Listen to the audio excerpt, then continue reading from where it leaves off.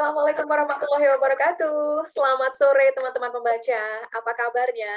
Mudah-mudahan semua dalam keadaan baik dan sehat dimanapun Anda berada. Kemudian juga puasanya berjalan dengan lancar. Nggak terasa ya, ternyata kita sudah sampai di hari ke-19 di bulan Ramadan ini. Dan sambil ngabuburit, kita sama-sama, saya senang sekali hari ini Natal Indri bisa kembali menemani teman-teman pembaca semua, bisa menyambut kehadiran teman-teman semua dalam acara ngabuburit bersama dengan Juhairi live dari Princeton, Amerika Serikat, sekaligus merupakan acara syukuran buku Statistic of Dreams yang telah memasuki cetakan kedua. Ini dia bukunya. Boleh diberikan tepuk tangan dong, ini karena kita virtual ya. Acaranya jadi reactions-nya by virtual juga. Baik, hari ini kita akan lebih spesifik untuk bicara tentang bagaimana sih proses penulisan kreatif seorang epidemiolog gitu.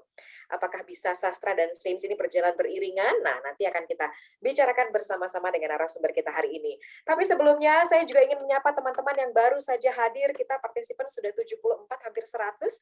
Sambil menunggu teman-teman pembaca lain untuk bergabung di link virtual ini, boleh loh. Sambil menunggu teman-teman lain bergabung, boleh sambil saling menyapa di kolom chat. Selamat sore semuanya. Ada Pak Suwito, selamat sore Pak Suwito. Terima kasih sudah bergabung. Kemudian juga ada yang nanyain kaos saya. Wah, ini kaos Statistic of Dreams. Nanti akan saya bagi-bagi juga. Tapi kita juga ada promo buat teman-teman semua bahwa di tanggal 1 sampai dengan 7 Mei selama 1 minggu ini di official store GPU di Shopee itu ada diskon buku ini ya. Jadi bundling. Buku dan kaos itu jadi 150.000 dari harga awal 178.000 dan hadiah kaosnya hanya untuk 80 pembeli pertama. Jadi silahkan langsung buruan ke sana. Nanti teman-teman panitia juga akan membagikan link untuk belanja di Shopee ya.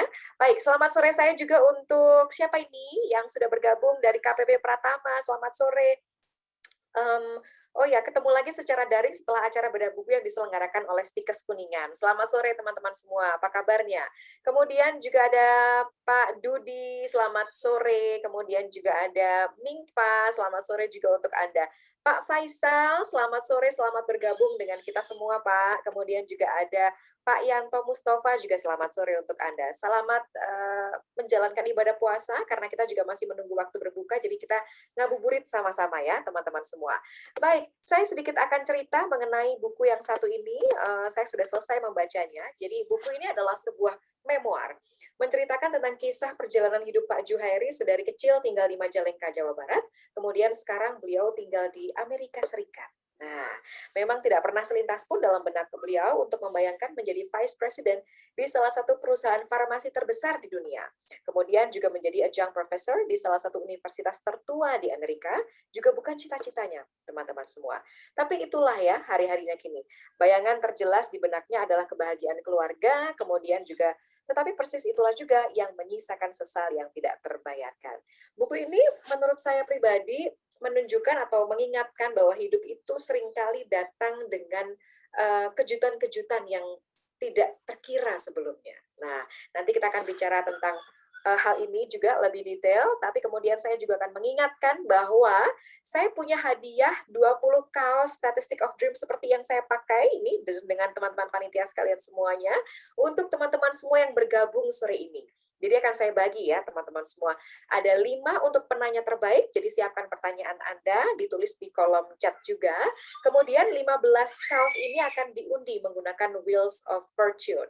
Dan untuk mengawali acara sore hari ini, supaya lebih semangat lagi, saya akan mengajak panitia dulu untuk langsung saja mengundi kaos. Siapa yang beruntung untuk mendapatkan kaos ini, di bagian pertama ada 5 pemenang yang nanti akan kami umumkan. Kalau gitu langsung saja, Kak Wisnu, boleh dibantu untuk ditampilkan Wheels of Fortune-nya di edisi pertama ini. Ya, Salam untuk semuanya, Pak Didi Rukmana juga selamat sore. Kita juga akan langsung mengundi kira-kira siapa yang beruntung untuk 5 pemenang dulu untuk mendapatkan kaos, biar kita lebih semangat dulu ya. Biar lemes pasanya. Oke, Wisnu langsung kita putar. Silakan. Harap dilihat ya teman-teman semua, nama-namanya yang beruntung nanti akan dihubungi oleh panitia dan kaosnya akan langsung dikirim. Ya, stop. Ya, ini dia nama pertama, Husni Leli Yusran. Selamat untuk Anda. Kemudian siapa lagi yang beruntung? Kita akan langsung cari 5 nama. Selamat makan sahur untuk Kang Otong di Princeton dan selamat ngabuburit untuk kita semua yang ada di Indonesia. Baik, selamat bergabung Pak Dancik Ibrahim. Selamat untuk nama kedua Pak Muhammad Nurman Gaza Laksono. Baik, berikutnya nama ketiga Hadir, selamat sahur Kang Juhe. Oke, selamat ngabuburit juga untuk kita semua yang ada di Indonesia ya. Ya, nama yang beruntung, Bapak Agus Bukori, selamat untuk Anda. Boleh loh kalau mau kirimkan reactions, tepuk tangan, love, gitu-gitu ya, silahkan saja. Oke, nama keempat ini kita akan coba untuk ambil siapa namanya. Ya, ini dia Pak Yudi Sumarno, kayaknya dari tadi laki-laki semua ya. Coba kira-kira siapa perempuan mungkin ada yang beruntung hari ini? Kita mau bagi-bagi kaos dulu, Statistic of Dreams. Siap. Siapa yang beruntung? Ini dia namanya. Kita coba ambilkan.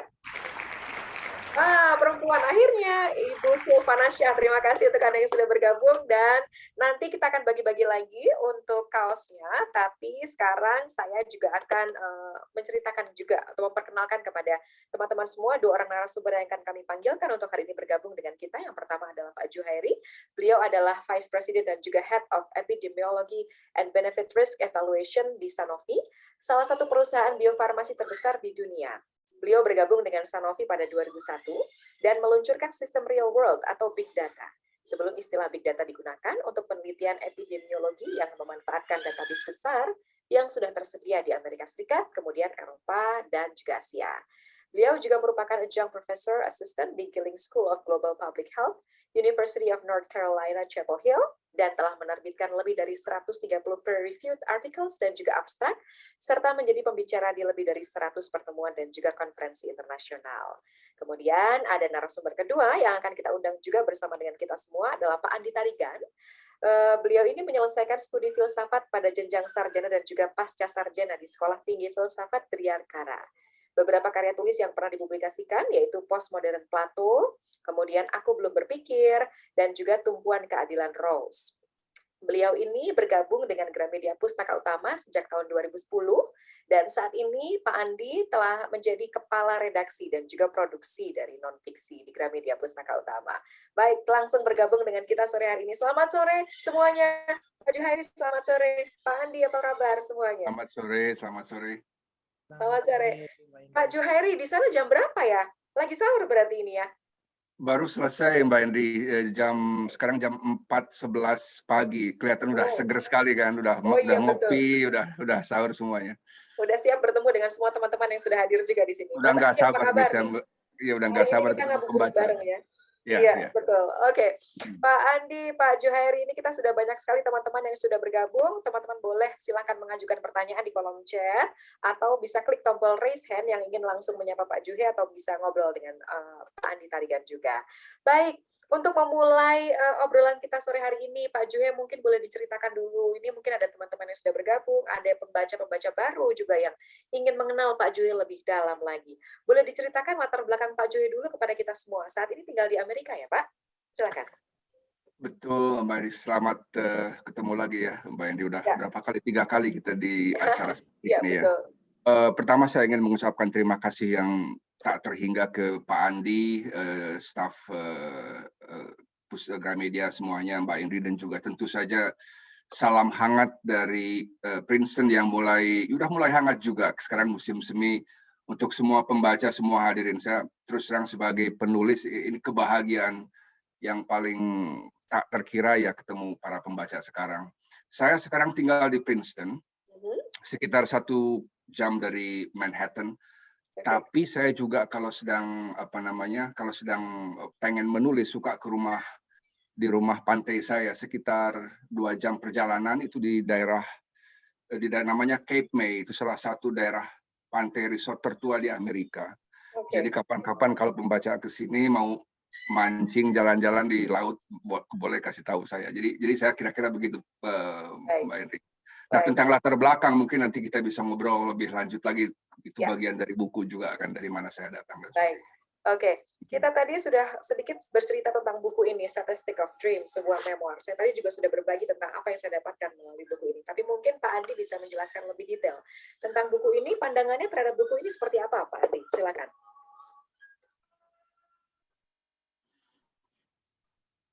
Ya, Pak Andi? Saya sudah ask to unmute. Boleh diklik audionya. Oke, sudah. Ya. Halo? Halo Pak Andi, sudah mendengar suara saya? Oh, mungkin karena ada suara azan di belakang jadi kurang terdengar ya. Oke, kita ke Pak Johari dulu deh sambil menunggu Pak Andi. Pak Andi, Pak Johari, kenapa sih kemudian tercetus ide untuk menulis buku begitu?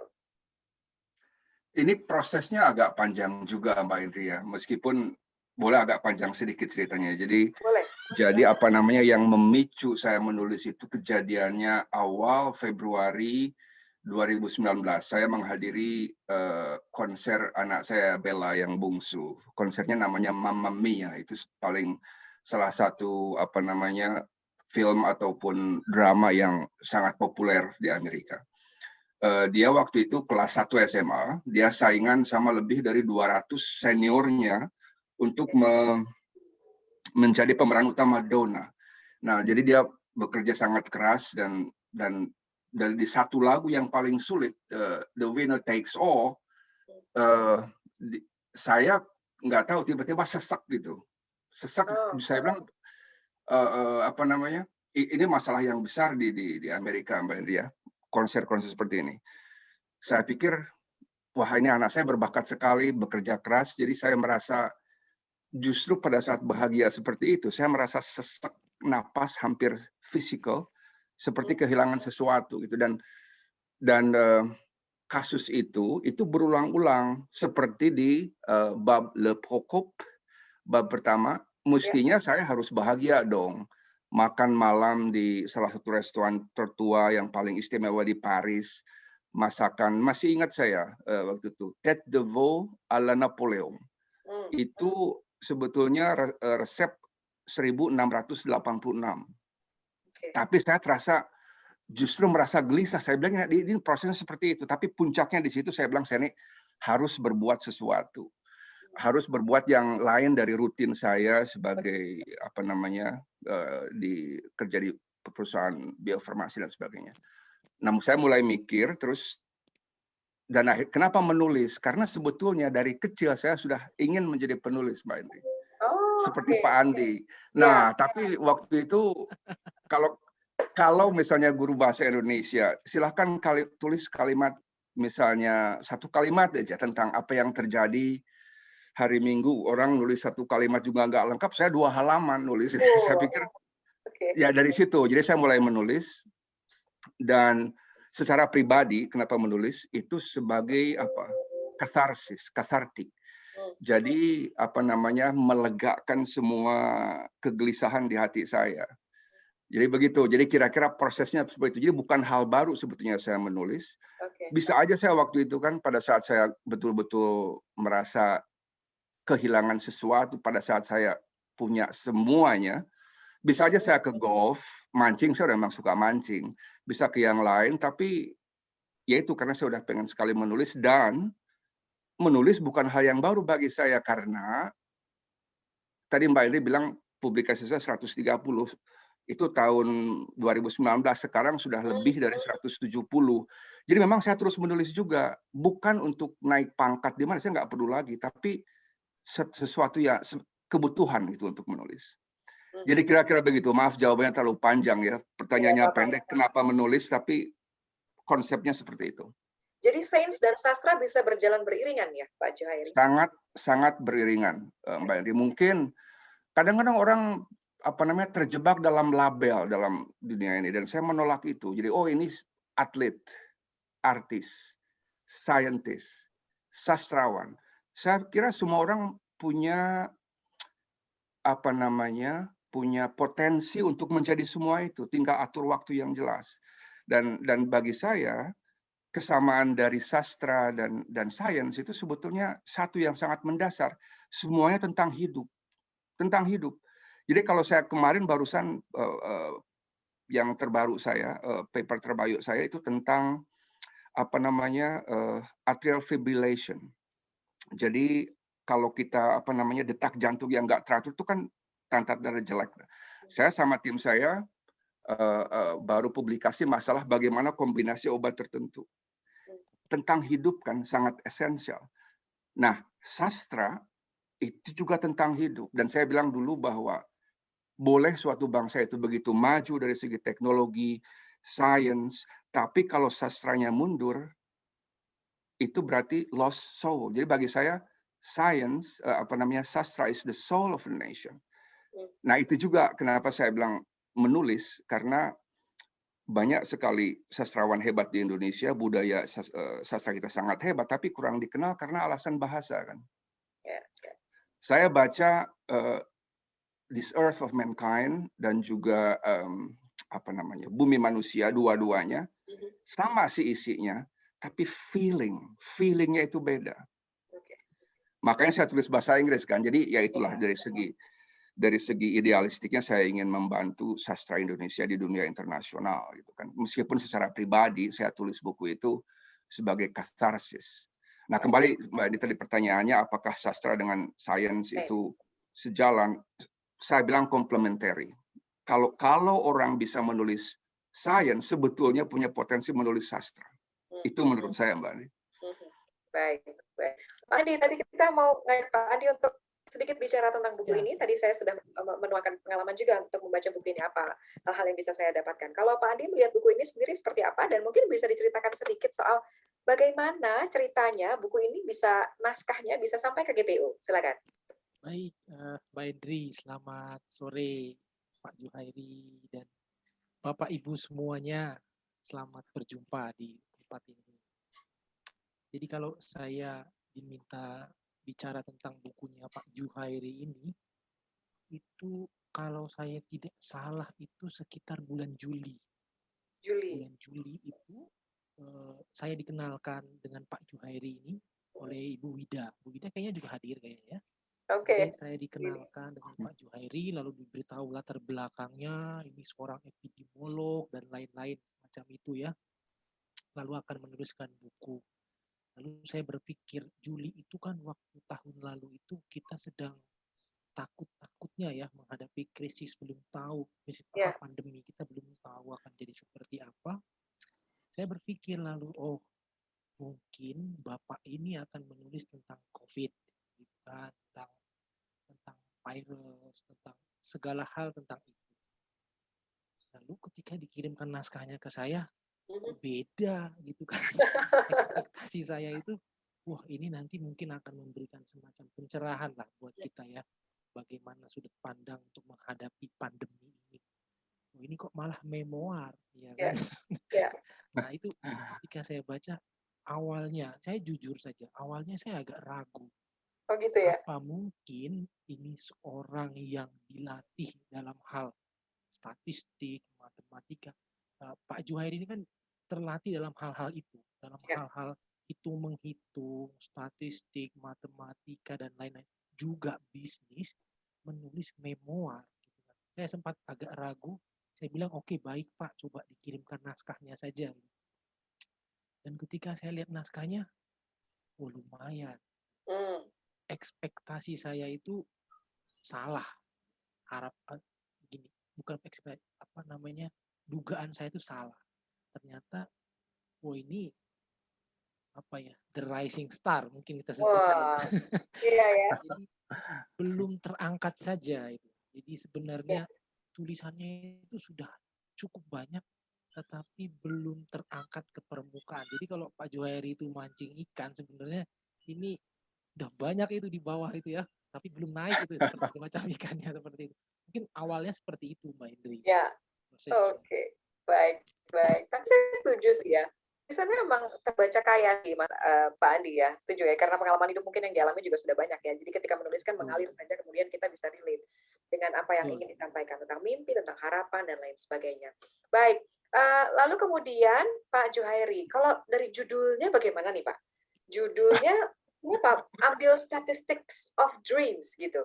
Sekalian juga bercerita barangkali mengenai layoutnya, karena itu yang tergambar dalam kaos ya. Tadi banyak yang menekan kaos. Silakan. Mungkin sengaja judul seperti itu Mbak Indri ya, untuk menipu pembaca supaya mereka nggak baca.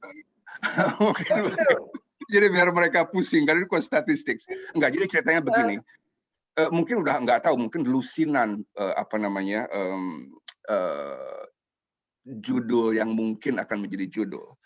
Tapi setelah berdiskusi dengan Pak Andi, dengan awalnya itu kan pernah Dreams of a Village Boy. Jadi mimpi-mimpi seorang anak desa. Tapi terlalu generik gitu Pak Andi bilang. Jadi sampai ke statistics of dream itu karena jadi begini interpretasinya. Statistics pakai S itu kan ada dua interpretasi. Bisa sebagai bidang ilmu, statistika, itu ilmu. Statistics itu juga bisa data, tapi karena S plural itu banyak data gitu kan. Ya. Jadi interpretasinya itu adalah data-data, bukan statistika sebagai ilmu ya. Satunya adalah data-data tentang mimpi. Jadi itu judul yang sebetulnya kontradiktif karena diisinya di bab akhir. Mimpi itu bukan urusan data, angka, kalkulasi, pencapaian, bukan. Mimpi itu adalah justru perjalanannya mencapai sesuatu harapan dan yang perjalanannya perjuangan dalam perjalanan yang ujungnya kita tidak akan pernah tahu. Jadi memang judulnya itu seperti kontradiktif dibalik gitu kan. Jadi ini bukan masalah penghitungan kesuksesan dan sebagainya, tapi justru menunjukkan bahwa mimpi itu adalah perjuangan dalam perjalanan yang kita tidak akan pernah tahu di mana itu akan berakhir. Di situ indahnya kehidupan, Mbak Eni. Nah, itu satu. Yang kedua, statistik sebagai statistika, sebagai ilmu, itu menggambarkan karena memang saya orang statistik. Saya mikir secara statistik, mau nggak mau. Saya art pun kadang-kadang tergoda untuk mikir dari statistik. Jadi kira-kira begitu, Mbak Eni. Baik. Tapi ini menarik juga. Kalau dari sisi Pak Andi, jadi sebetulnya diskusi tentang judul ini setelah disepakati buku ini akan terbit atau bagaimana dalam prosesnya, Pak Andi? Malah judul itu kita tentukan terakhir.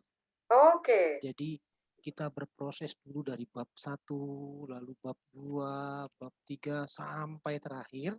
Karena ya seperti Pak Juhairi tadi bilang itu, mimpi seorang anak bocah desa itu sebagai judul itu ya bagus, tetapi itu kurang memantik gitu ya, kurang memancing. Kan hobinya memancing Pak Juhairi. Yeah. Jadi kurang memancing. Hobinya mancing. Jadi justru di tahap-tahap akhir kita menentukan judul itu persis seperti yang tadi Pak Juhairi bilang itu, kita ingin mengangkat tadi itu mimpi. Ya mimpi seorang Juhairi yang tinggal di Majalengka itu kan nggak bisa diprediksi ya, nggak bisa dikalkulasi, dihitung-hitung juga ya paling mentok-mentok nanti kuliahnya ke IPB itu paling mentok gitu kan. Tapi kan itu kalkulasi. Tapi apakah ada kalkulasi yang akan menghitung bahwa nanti dia akan pergi ke Amerika gitu? Itu kan ada banyak kejutan-kejutan yang bahkan ilmu statistik pun tidak akan sanggup menangkap fenomena itu. Iya. Oke. Seperti itu. Jadi ketemulah yang disepakati bersama, Statistics of Dreams gitu ya. Kalau dari timeline waktu, Pak Juhairi menulisnya berapa lama dan proses editing sampai dirilis? Silakan. Ini menarik. Maksudnya saya ingat persis Mbak Dia tanggalnya berapa, saya lupa. Tapi saya bilang tadi bahwa pertengahan Februari 2019 saya menonton konser Bella. Seminggu setelahnya saya nggak tahan lagi. Dalam arti ini belum pernah saya cerita ke siapapun ya. Sampai sesek gini, kayaknya saya mesti apa gitu. Jadi pada saat menulis seolah-olah semua beban, semua gelisah itu lepas gitu. Jadi seminggu setelah itu kira-kira minggu ketiga bulan Februari 2019. Dan buku itu terbit minggu ketiga, Mbak Edi ingat tanggal 21 Januari tahun ini, jadi 2 tahun dari awal sampai akhir. Tapi proses draftnya sebetulnya cepat. Jadi dalam sekitar 6 bulan ya maksimum 6 bulan itu selesai semua, malah justru lebih tebal dari yang sekarang. Jadi banyak yang dibuat. Sekarang kan sekitar 460 halaman. Jadi dulunya mungkin bisa 900 halaman, tapi banyak dibuang karena gaya saya sangat detail. Sangat detail. Pak Andi bilang nih, Pak Andi guru saya betul-betul dalam hal menulis. Pak Juhairi, kalau dalam hal tertentu lari aja. Jadi dalam hal kalau saya ingin karena saya ingin membawa pembaca itu seperti melihat film. Jadi pada saat saya menggambarkan Le Pokop atau saya menggambarkan Bogor atau dimanapun, atau pada saat saya naik bus detail sekali. Tapi Pak Andi bilang yang ini dibuang aja. Jadi dalam arti positif. Jadi sebetulnya itu bisa 2 buku kalau mau, ya, atau bisa buku 1000 halaman. Gitu. Tapi itu selesai 6 bulan. Jadi pertanyaannya, saya punya waktu kapan? Sementara saya begitu sibuk dengan ini ya. Intinya kalau kita sudah senang sesuatu, pasti ada waktu. Saya sampai waktu itu sebelum COVID ya, saya terbang dari Shanghai, dari The World ke Shanghai, 16 jam kan, itu bisa 2 bab Mbak Indri. Oh. Jadi minggu pertama saya menulis, itu saya bisa sampai 100 halaman. Minggu pertama itu, karena memang susah berhenti. Nah, setelah 6 bulan, itu saya endapkan. Saya endapkan sekitar 3-4 bulan, terus saya kunjungi lagi, saya baca, saya revisi, mulai dipadatkan kan. Terus endapkan lagi, direvisi lagi sampai ketemu Pak Andi yaitu bulan Juli tahun kemarin, dan dari bulan Juli sampai sampai terbit itu kita memang meeting tiap minggu Mbak Andi. Itulah cara kerja saya. Saya sampai nggak enak sama Pak Andi, sama Bu Wida. Kita ngobrol terus, atau sama Bu Belinda juga. Bu Belinda dengan terjemahnya sangat baik karena itu kan Inggris asalnya. Nah, Bu Belinda yang menerjemahkan, kita review terjemahannya, disesuaikan karena feeling dan sebagainya. Ya itu jadi memang lama prosesnya Mbak Endi. Meskipun draftnya sebetulnya dalam kasus saya sangat cepat, terhitung cepat lah. Nah, Pak Andi lebih tahu cara menulis. Tapi saya dalam 6 bulan saya juga kaget mungkin karena saya sering nulis publikasi ilmiah yang sifatnya lebih mengungkung baik bahasanya maupun konteksnya. Pada saat menulis, apalagi nanti saya sedang nulis novel, itu lebih terasa kebebasan yang bebas sekali. Jadi saya nulis cepat gitu. Kira-kira begitu Mbak Indri. Ya. Pak Andi, jadi berapa lama dari proses penyerahan skenario maksudnya tulisan begitu ya, sampai kemudian diedit dan diterbitkan? Iya. Kalau dari jadi terbit? Juli, ya. Agustus, September, Oktober, November, Desember, 6 bulan. 6 bulan. Itu 6 bulan. Ya. Karena begini, draft naskahnya itu memang cukup tebal. Nah, justru di situ peran dari penerbit kami, Gramedia itu memberi masukan di bagian-bagian mana yang kami rasa ini tidak perlu sedetail itu gitu. Karena mungkin terbiasa menulis jurnal dengan data-data yang lengkap, hingga sampai langkah demi langkah pun diceritakan. Saya bilang ada beberapa bagian yang rasanya nggak perlu sedetail itu. Tapi bagian-bagian lain itu penting untuk didetailkan sedetail mungkin sehingga pembaca kita menangkap nantinya, oh ini loh adegannya semacam ini gitu. Jadi saya bisa paham 6 bulan itu memang jadi ada revisi, balik lagi, revisi, balik lagi. Tapi prinsipnya revisinya itu memperkuat narasi sih sebenarnya. Jadi bukannya menghapus supaya itu jadi tidak berkesinambungan, bukan, tapi memperkuat narasinya. Sehingga juga satu lagi mengenai kronologi itu penting karena ini kan memoir ya. Saya itu menjaga betul supaya jangan lompat gitu. Jangan lompat tiba-tiba tadi cerita mengenai masa kecil, lalu teringat masa di IPB, lalu teringat lagi masa di Princeton gitu kan. Itu yang kami coba jaga supaya feel-nya juga kalau lagi di desa ya feel-nya dibuat di feel di desa gitu ya. Lalu juga kalau lagi di IPB sebisa mungkin membayangkan kembali masa-masa di asrama Ekasari. Karena awalnya mungkin Pak Juhairi itu refleksi sehingga dia berpikir tentang pengalaman di IPB, tapi posisinya sudah ada di Amerika, gitu. Jadinya agak seperti apa, itu yang kita coba kita perkuat lagi selama 6 bulan itu. Baik. Oke, Oke, bicara soal waktu nih, Pak Juhairi, ada Bu Lilis, Heri yang sudah bergabung. Saat inspiratif sekali. Mohon saran dan kiat-kiatnya. Bagaimana nih, Pak, memanage waktunya? Tadi Pak Juhairi kan bilang kalau kita suka pasti akan menemukan waktu. Tapi bagaimana? Exact time-nya membagi waktu dengan pekerjaan yang sudah rutin ini bagaimana, Pak Juhairi? Karena punya ide itu sangat banyak. Tapi kadang-kadang baru setengah, terus belum selesai gitu ya. Kalah dengan pekerjaan lain yang menyita waktu. Silakan, Pak Juhairi. Betul, betul.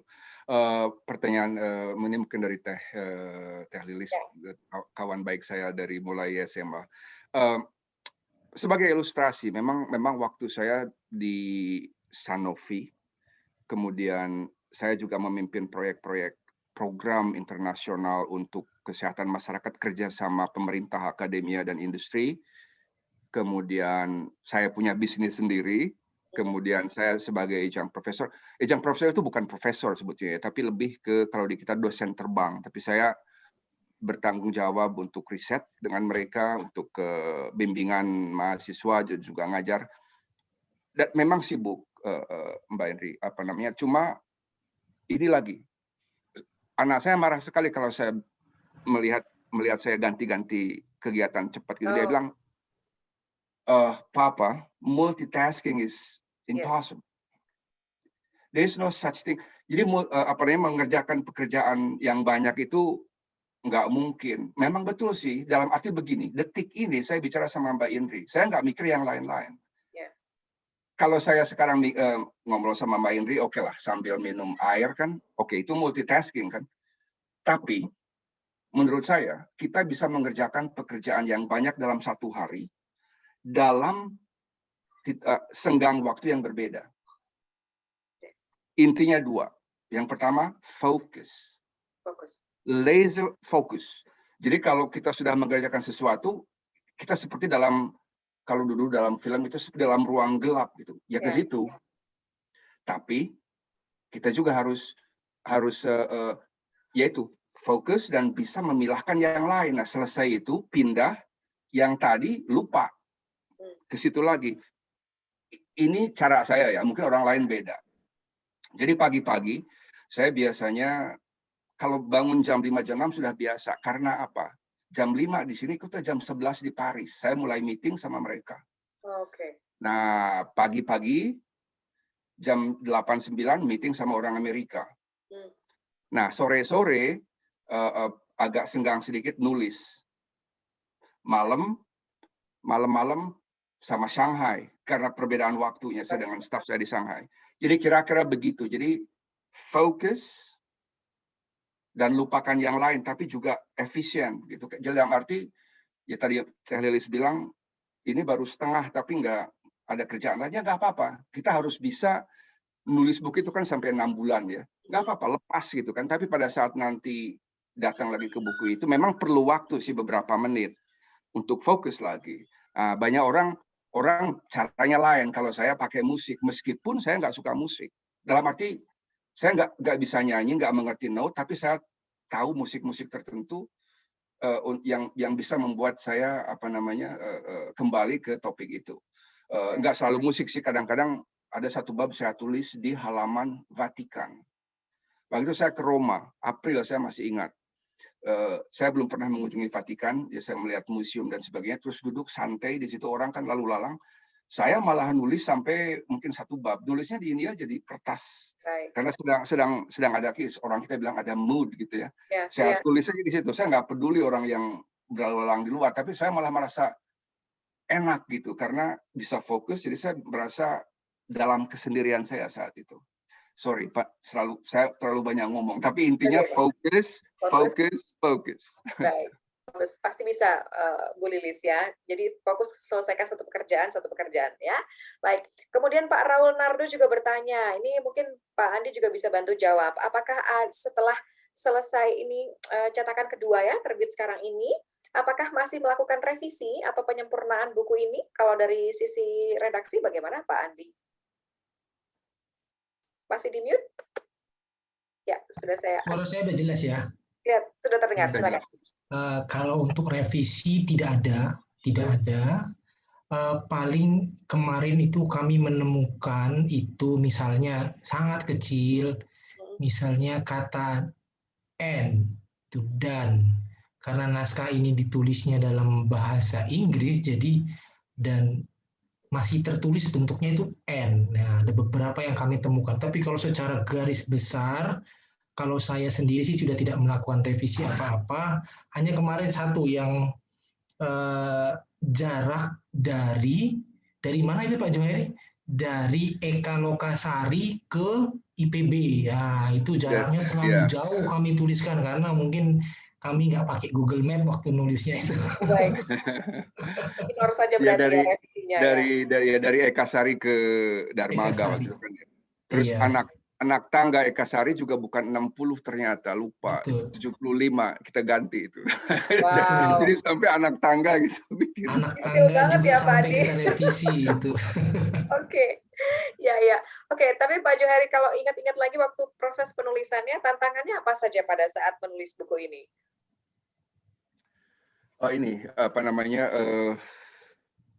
Mungkin orang kadang-kadang suka bilang kalau menulis itu ada writer block gitu Pak Mbak Indri ya. Jadi bisa berhenti gitu. Nah kalau saya, ini cara saya ya sebelum saya menjawab tantangan. Kalau saya, karena saya meskipun saya bekerja di perusahaan farmasi yang artinya mengobati, tapi saya juga seorang public health yang isinya mencegah. Jadi sebelum ada writer block, saya cegah jangan sampai writer block. Caranya gimana? Kalau nulis lepas, saya nggak mikir. Saya nggak mikir. Jadi 99% itu feeling. 1% thinking. Karena saya harus akurat dong. Sampai anak tangga salah, wah ini saya bilang berarti saya mikirnya kurang gitu kan. Jadi begitu. Nah tantangannya apa? Tantangan saya pada saat saya menulis memoir, itu memang sangat berat karena emosi. Sangat berat. Karena ada kehidupan pribadi di sana, masa kecil, dengan keluarga. Ya. Dan pada saat saya, tapi kesedihan dan juga nulis itu sangat sepi Mbak Indri ya. Kesendirian yang sangat panjang, apalagi kita berpikir masalah kesulitan-kesulitan atau keputusan saya yang salah pada saat hidup.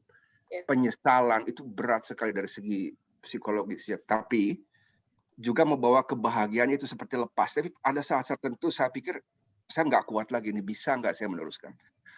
Yang menjadi penghibur saya, akhirnya saya baca teori Mary Karr, The Memoirist.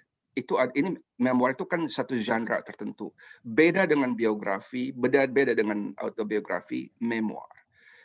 Sekarang saya lihat Gramedia menerbitkan Educated, terdidik. Itu juga memoir, sangat bagus. Tapi menurut saya yang paling indah memoir itu adalah The Glass House, Janet Walls. Yang paling teknis, yang paling rapi, The Liars Club, karya Mary Karr. Nah, Mary Karr ini sekarang di Ithaca Cornell ngajar khusus memoir. Saya baca bukunya. Dia bilang begini, ada 10 ciri kalau Anda betul-betul seorang memoiris. Salah satunya adalah pada saat menulis, sedihnya nggak ketulungan, sampai batas-batas depresi gitu. Dan saya baca itu, dalam satu sisi saya merasa benar, saya bilang itu yang paling terberat tantangannya Pak Anies. Sedihnya luar biasa, tapi saya juga senang, berarti benar saya memoiris juga, saya bilang. Karena syarat yang itu terpenuhi gitu kan. Karena itu memang sangat pribadi sih Mbak Andri. Makanya dan saya nggak mau menutup-nutupi juga sih, dalam arti everything. Tapi karena sekaligus menyembuhkan kan ya Pak? Katarsis. Bagi saya secara pribadi ya sangat menyembuhkan. Makanya sekarang saya jauh lebih rileks, lebih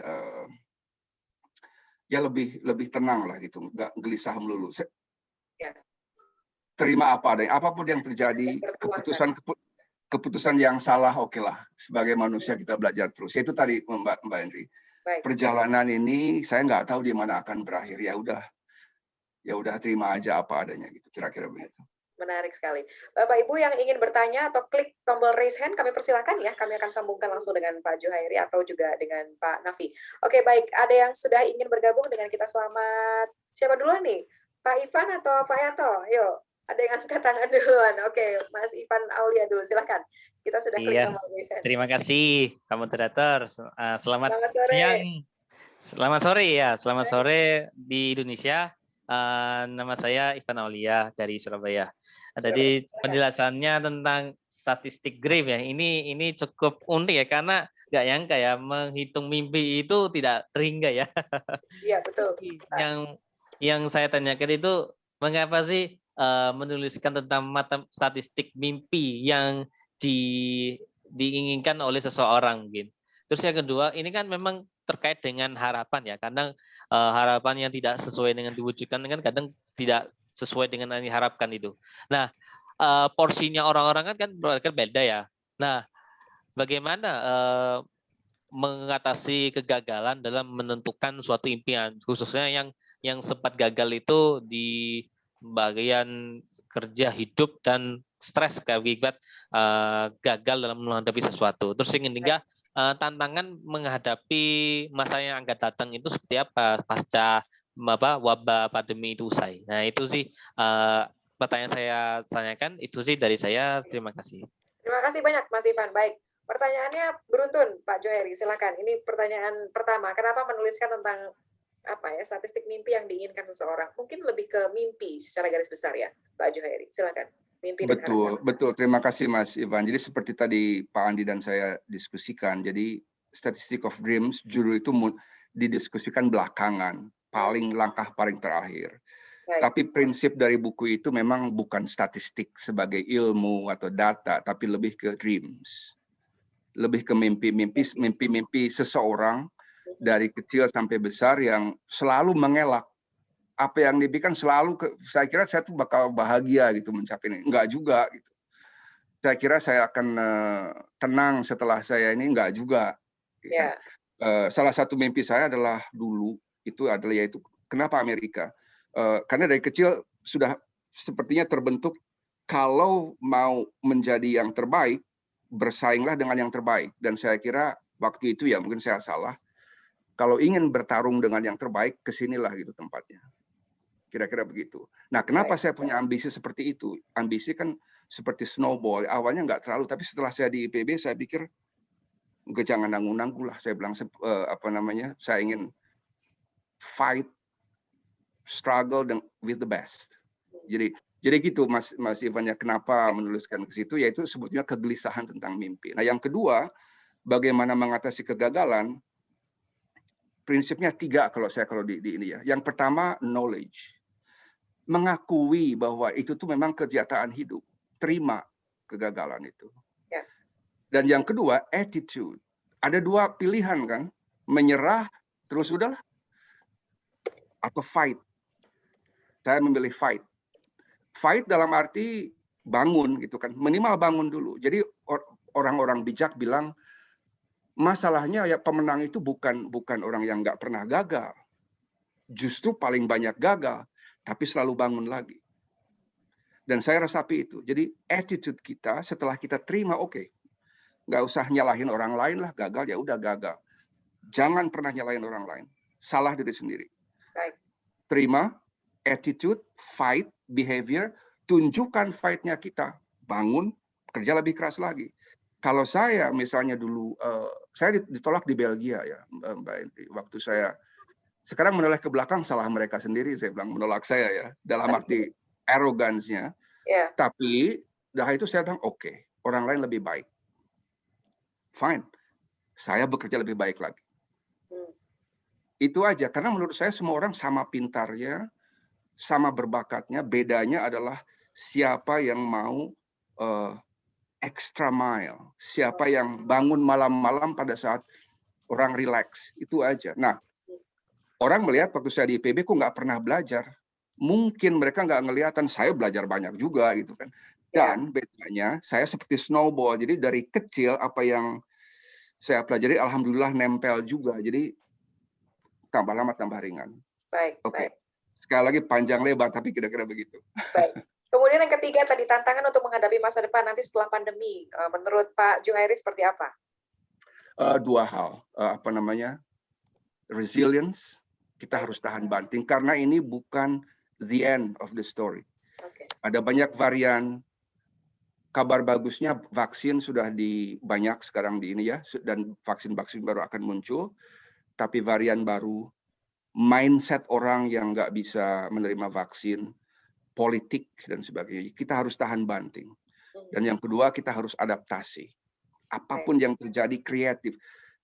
Yang membuat saya bahagia adalah, saya sering sebutkan ini, Churchill bilang, don't let a good crisis go to waste.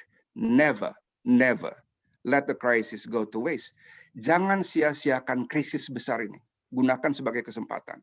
Bukti nyata, vaksin dan obat itu bisa sampai 10-15 tahun untuk dikembangkan. Sekarang berapa coba? 1 tahun. Pfizer, Moderna, Sinovac. Bukti bahwa yaitu tadi, kalau ada kegagalan, tantangan, kita 2 pilihan. KAB, knowledge, okay fine. Tantangan, attitude, fight. Behavior, tunjukkan fight-nya kita. Right. Sorry, karena kalau bicara masalah vaksin, saya lagi ngerjain vaksin sekarang. Iya, baik. Saya ngomong baik. Pak Andi, mungkin boleh ditunjukkan, karena tadi kita membahas soal buku Mimpi Harapan, kan banyak juga buku-buku yang membahas topik-topik yang sama ya. Tapi boleh sedikit saja keunggulan buku ini dibandingkan dengan buku-buku sejenis? Sebenarnya kalau kita mau bicara keunggulan buku itu, ini menurut saya itu kita bisa lihat dari aspek kejujurannya dalam hal buku memoir ya. Kalau sebuah memoir itu berani berbicara apa adanya, sebagaimana dia rasakan, dia alami, dia jalani, menurut saya itu luar biasa. Ketimbang kita membicarakan, tentu saja achievement itu penting, pencapaian itu penting. Tetapi yang membuat semua pencapaian itu menjadi lebih penting kalau kita jujur. Nah, buku Statistic of Dreams ini pertama kali kesan saya itu teramat jujur, bahkan malahan. Teramat jujur karena segala adegan ada di sana. Iya, betul. Edit. Bahkan adegan yang tidak perlu ada pun ada di sana, seperti itu. Saya adegan apa ya Pak Adi? Saya sampai juga misalnya seperti kisah mengenai, mungkin Bapak Ibu sudah ada yang membaca ya, kisah mengenai ibu, konflik ibu dengan ayah seperti apa, lalu kisah dengan pasangan sebelumnya seperti apa. Itu kalau yang membaca itu stres itu. Stres, gemes, campur aduk lah pokoknya perasaannya. Tapi tidak banyak orang yang berani jujur dalam memoirnya bahwa saya telah mengalami ini. Enggak banyak. Tetapi lebih banyak orang jujur terhadap pencapaiannya, tetapi tidak jujur terhadap kejatuhannya. Mungkin itu yang membuat ini menarik. Ya.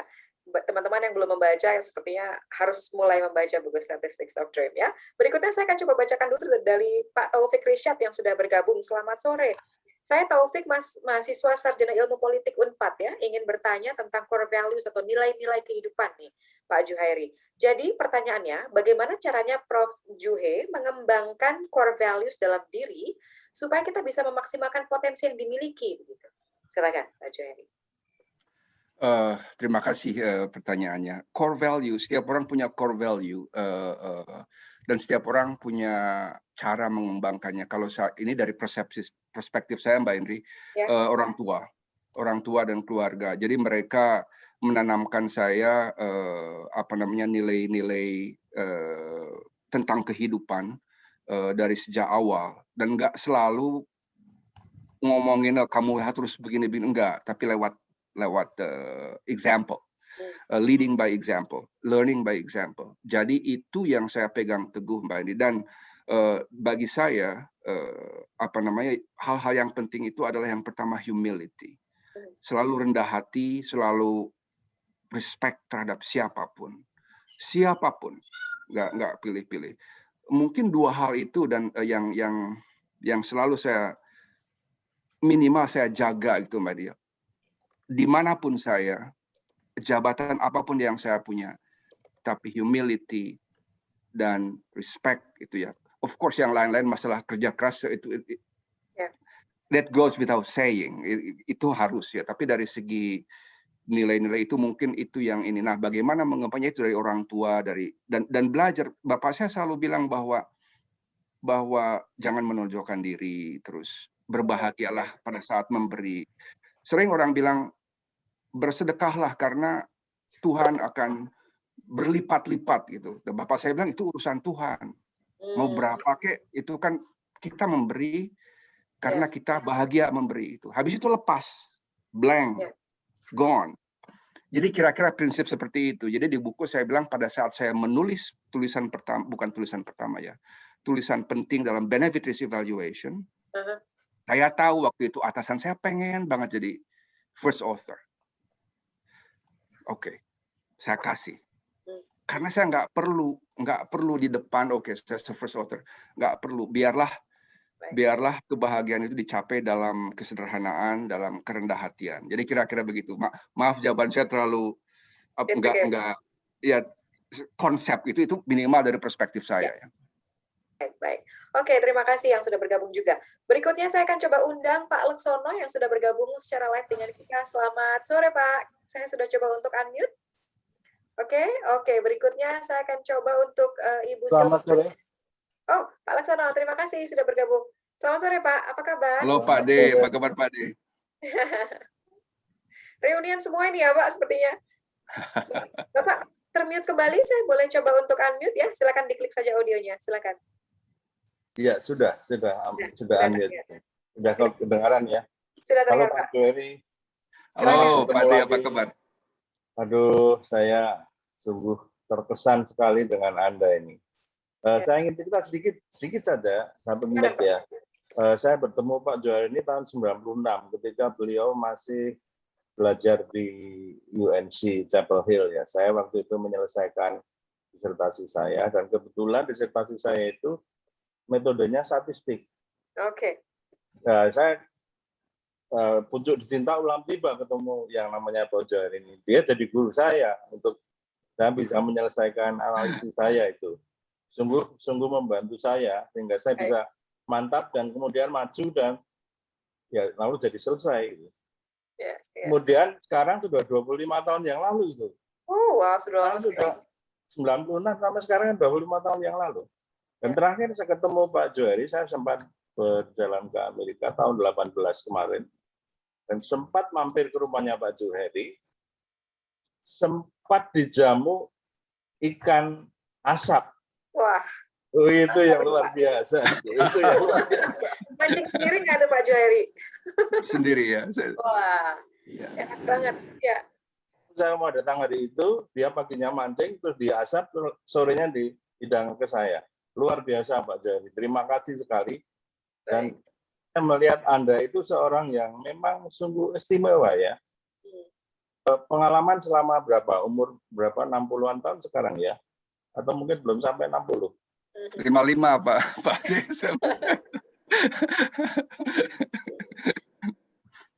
Dari saya. Tapi masih ingat apa yang dilakukan ketika masih kecil. Masih ingat kata ayah dan ibu. Masih ingat naik bis di sampingnya siapa itu sebuah memori yang luar biasa. Kalau tidak memori seperti itu nggak mungkin jadi eksekutif di Sanofi. Dan banyak adalah bagian dari kapasitas yang Om Joeri ini miliki dengan segala macam pengalamannya dan bisa dikembangkan, bisa menulis. Saya selalu mengagumi orang yang bisa menulis banyak. Jadi tidak bisa menulis. Saya seorang profesor juga ya. Saya pengajar, tetapi saya tidak banyak menulis, hanya beberapa chapter dalam beberapa buku, lalu ada artikel 1-2 gitu. 170 Pak Joeri. Ini luar biasa sekali. Makanya saya pikir dalam pesan saya di Facebook, Pak Joeri ini adalah seorang selebriti benar ini. Rising star kalau kata Pak Andi Tarigan. Ya. Dan itu saya berdoa untuk Pak Joeri supaya tetap maju di dalam pekerjaan, tetap maju dalam sastra juga. Saya mengharap nanti bisa membaca buku-bukunya yang berikutnya. Terima kasih Pak Joeri. Terima kasih. Terima kasih Pak D. Sampai ketemu lagi. Sampai Ya, ketemu. baik. As soon as Sehat-sehat ya, possible, Pak. Pak Ade.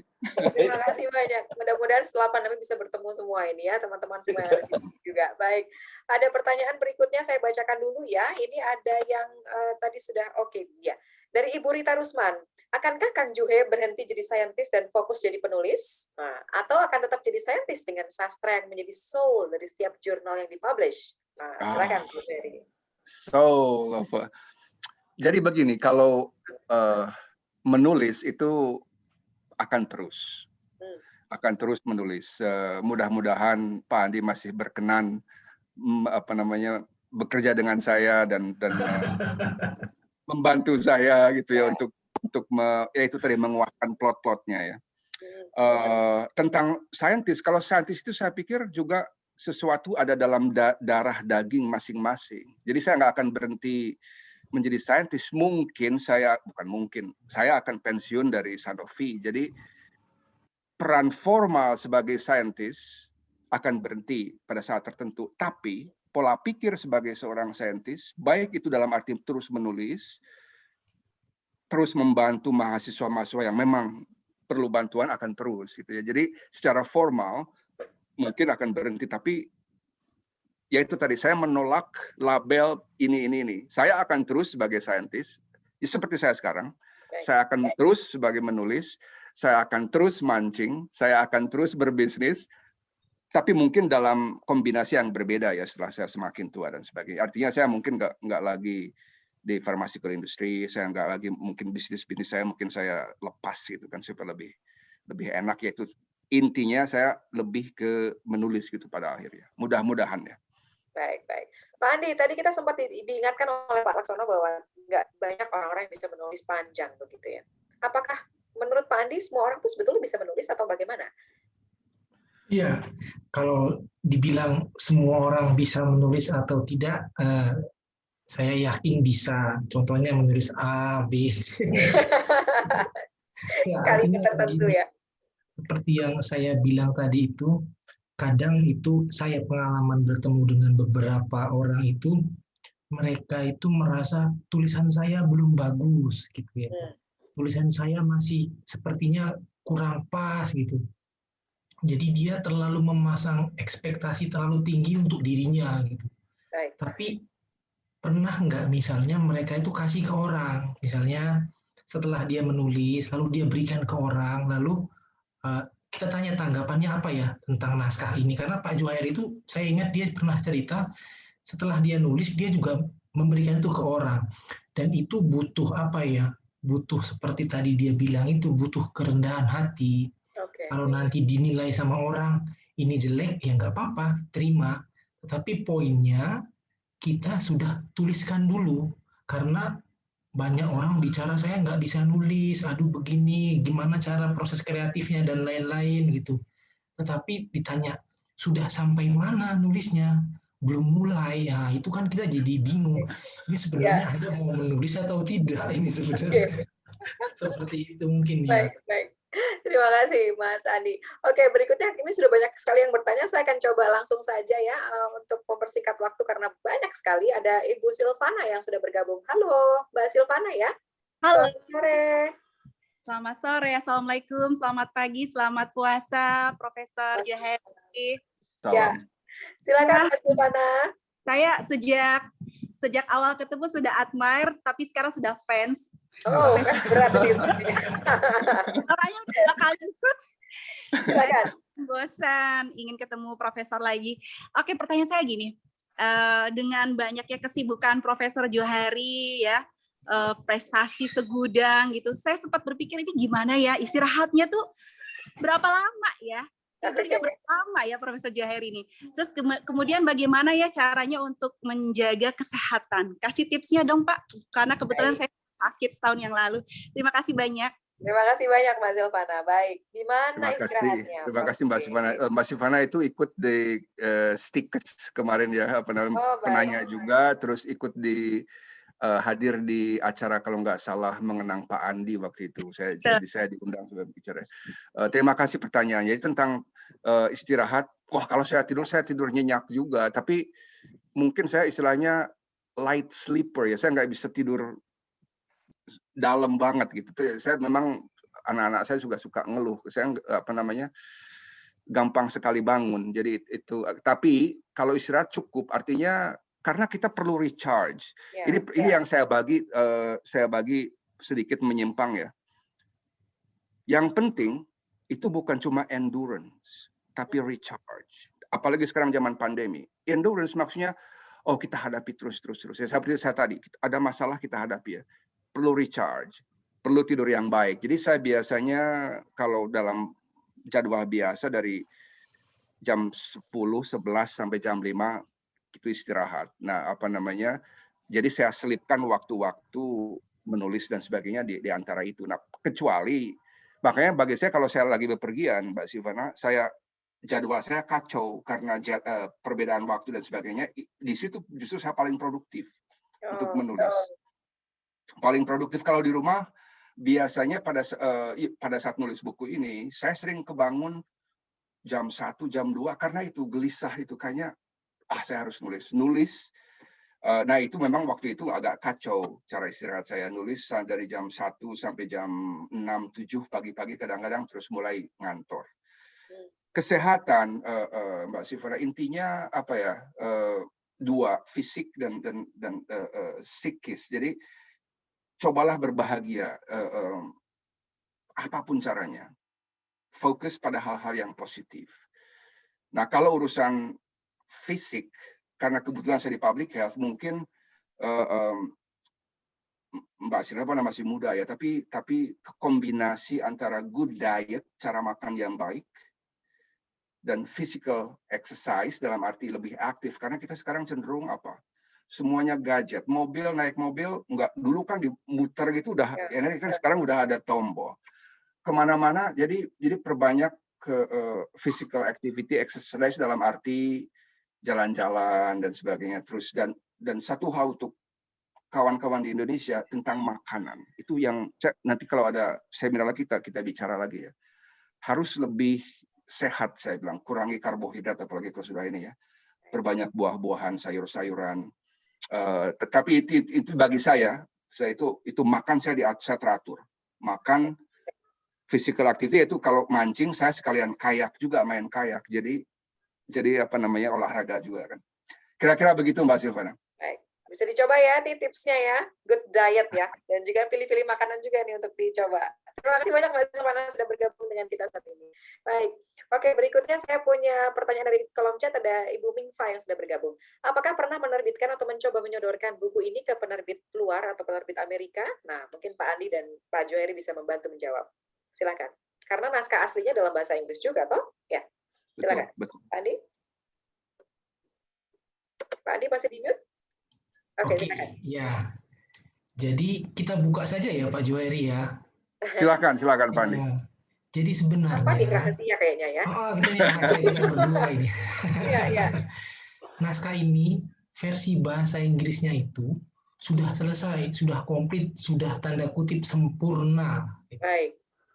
Nah, kami menunggu momentum yang paling baik untuk nanti diterbitkan. Nah, momentum itu nanti bisa diterbitkan oleh penerbit dari Amerika. Baik. Juga bisa oleh Gramedia.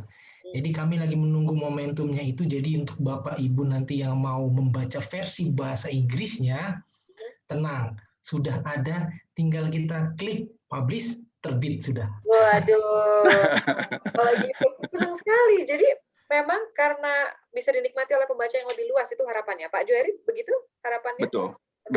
Dilahirkannya buku ini. Betul. Begitu? Ya. Jadi saya mengagumi pengarang-pengarang Indonesia dari dulu sampai sekarang. Saya lihat ada Bang Ian Lubis, pengarang juga, yaitu kita kurang dikenal di luar karena alasan bahasa, bukan karena alasan mutu kalau saya bilang ya. Dan tentu saja banyak penerjemah bahasa ke bahasa Inggris yang bagus. Tapi itu kan tangan kedua tetap. Lain kalau pengarangnya kayak saya, tahu bahasanya dua-duanya. Memang saya dengan Bu Belinda sangat berjasa dalam menerjemahkan, tapi saya karena mengerti bahasa Indonesia, jadi saya bisa revisi dengan feeling saya. Jadi memang alasannya salah satunya adalah untuk membantu kontribusi sastra Indonesia ke dunia internasional. Makanya saya malah ada udah yang bilang kawan-kawan yang yang sudah baca naskahnya tadi Pandi bilang benar. Saya udah bagi dengan beberapa orang tertentu dan pengarang dari Barcelona bilang ini pada saatnya kita terjemahkan ke Spanyol. Karena menurut dia ini sangat menarik dan bahasanya lyrical dalam arti poetik. Jadi meskipun ini bukan puisi ya prosa, tapi menurut dia ada baca naskah bahasa Inggrisnya, ya dia melihat nilai-nilai puitisnya di situ. Jadi memang ya Pak Andi bilang tadi, stay tune. Tinggal Tapi klik. mungkin ada baiknya kita sampaikan juga Pak Juhairi. Apa tuh? Ya gimana nih? Versi yang bahasa lokalnya.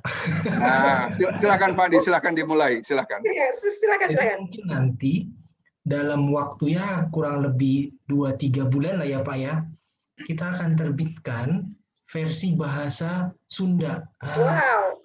Jadi ini akan jadi suatu pencapaian lain nih buat kami di Gramedia juga. Jadi buku ini akan tersedia dalam versi bahasa Sunda. Sekarang itu prosesnya sedang diedit oleh ahli bahasa Sunda karena saya pasti tidak paham bahasa Sunda. Tapi saya pahamnya cuman punten seperti itu. Pak Juhairi paham, tetapi Pak Juhairi ingin itu feel-nya benar-benar dalam alam pikir masyarakat Sunda semacam itu. Menyentuh masyarakat lokal di sana. Ini siapa yang menulis Pak Juhairi? Bapak sendiri atau bagaimana? Terjemahan juga. Jadi saya tulis bahasa Inggris. Jadi ada tim yang menerjemahkan. Udah selesai sih. Cuma ada bab revisi yang belum diterjemahkan. Jadi itu saya sedang garap itu dan nanti tentu perlu ada penyunting juga. Yang betul-betul ahli bahasa Sunda gitu dalam arti sastra. Bahasa Sunda saya nggak jelek-jelek amat, Mbak Indri. Bukan cuma dalam hal bertutur ya, dalam hal sastra juga lumayan. Tapi jauh dibanding ahli-ahli sastra Sunda yang ada sekarang. Jadi makanya saya akan guru ke mereka supaya ini akan menjadi. Saya nggak mau kompromi urusan kualitas, Mbak Indri. Harus the best. Kita tunggu berarti ya versi bahasa Inggris dan juga bahasa Sundanya. Wah, ini memperkaya literasi kita nih, udah jelas ya Pak Andi. Setuju ya? Baik. Berikutnya ada Pak Yanto Mustafa yang sudah bergabung dengan kami. Selamat sore Pak Yanto, apa kabar? Selamat sore, Alhamdulillah. Terima kasih Mbak Indri. Silakan Pak. Ya, salah satu unsur keindahan dari memar Kang Juhe ini adalah banyaknya gambar-gambar kontras ya, di banyak bagian itu. Kontras dari kegagalan dan keberhasilan tentu saja ya. Dan salah satunya adalah, saya sangat penasaran, pada saat usia muda, pada mungkin masa SD ya, hidup dalam kepapaan ya, kemiskinan yang begitu luar biasa. Tapi juga pada saat yang sama, Kang Juhe menikmati kemewahan akses yang luar biasa kepada karya-karya besar dunia, seperti Adventures of Huckleberry itu. Bagaimana bisa itu tersedia buat Kang Heri yang di ujung dunia itu ya? Itu saya penasaran sekali bagaimana gambarannya. Kok sekolah bisa menyediakan itu dan apakah ada juga peran guru ya mengantarkan Profesor Juhairi waktu itu sehingga bisa mengakses ke sana gitu. Terima kasih. Baik. Terima kasih Pak Yanto. Bagus sekali pertanyaannya. Mas Yanto, terima kasih pertanyaannya. Itu salah satu kebesaran Tuhan, Mas Yanto. Saya beruntung ya. Jadi seperti saya tulis di buku, saya kan lahir di Pinang Raja. Itu desa salah satu desa di Kecamatan Jatiwangi. Kemudian pindah ke Cibodas, kampung ibu saya. Kemudian pindah lagi ke daerah itu, tapi bukan ke Pinang Raja, tapi ke Sukaraja. Tetangga desa. Nah, Sukaraja itu, SD-nya itu, saya jelaskan secara rinci itu di buku, karena itu sangat berkesan. Itu peninggalan Belanda, dan saya beruntung Mas Yanto, di perpustakaan itu ada banyak sekali buku-buku terjemahan, mungkin yang menerjemahkan itu orang-orang balai pustaka atau malah orang Belanda. Jadi banyak sekali. Jadi yang saya cantumkan di Statistics of Dreams itu yang penting itu Huckleberry Finn. The Adventure of Huckleberry Finn. Di situ saya mulai mengenal konsep Amerika. Meskipun yang saya tuju waktu itu bukan Amerika sebagai negara sosial. Mancingnya, wah saya bilang ini mancing dari rakit di Sungai Mississippi, mantap juga nih saya bilang. Intinya begitu. Dan itu bukan cuma buku yang saya baca, banyak buku-buku balai pustaka di situ. Nur Sultan Iskandar, Kata Kendak Menjadi Lempu, Marah Rusli tentu saja, Khairil Anwar, dan ada yang paling berkesan juga itu namanya buku Si Burung.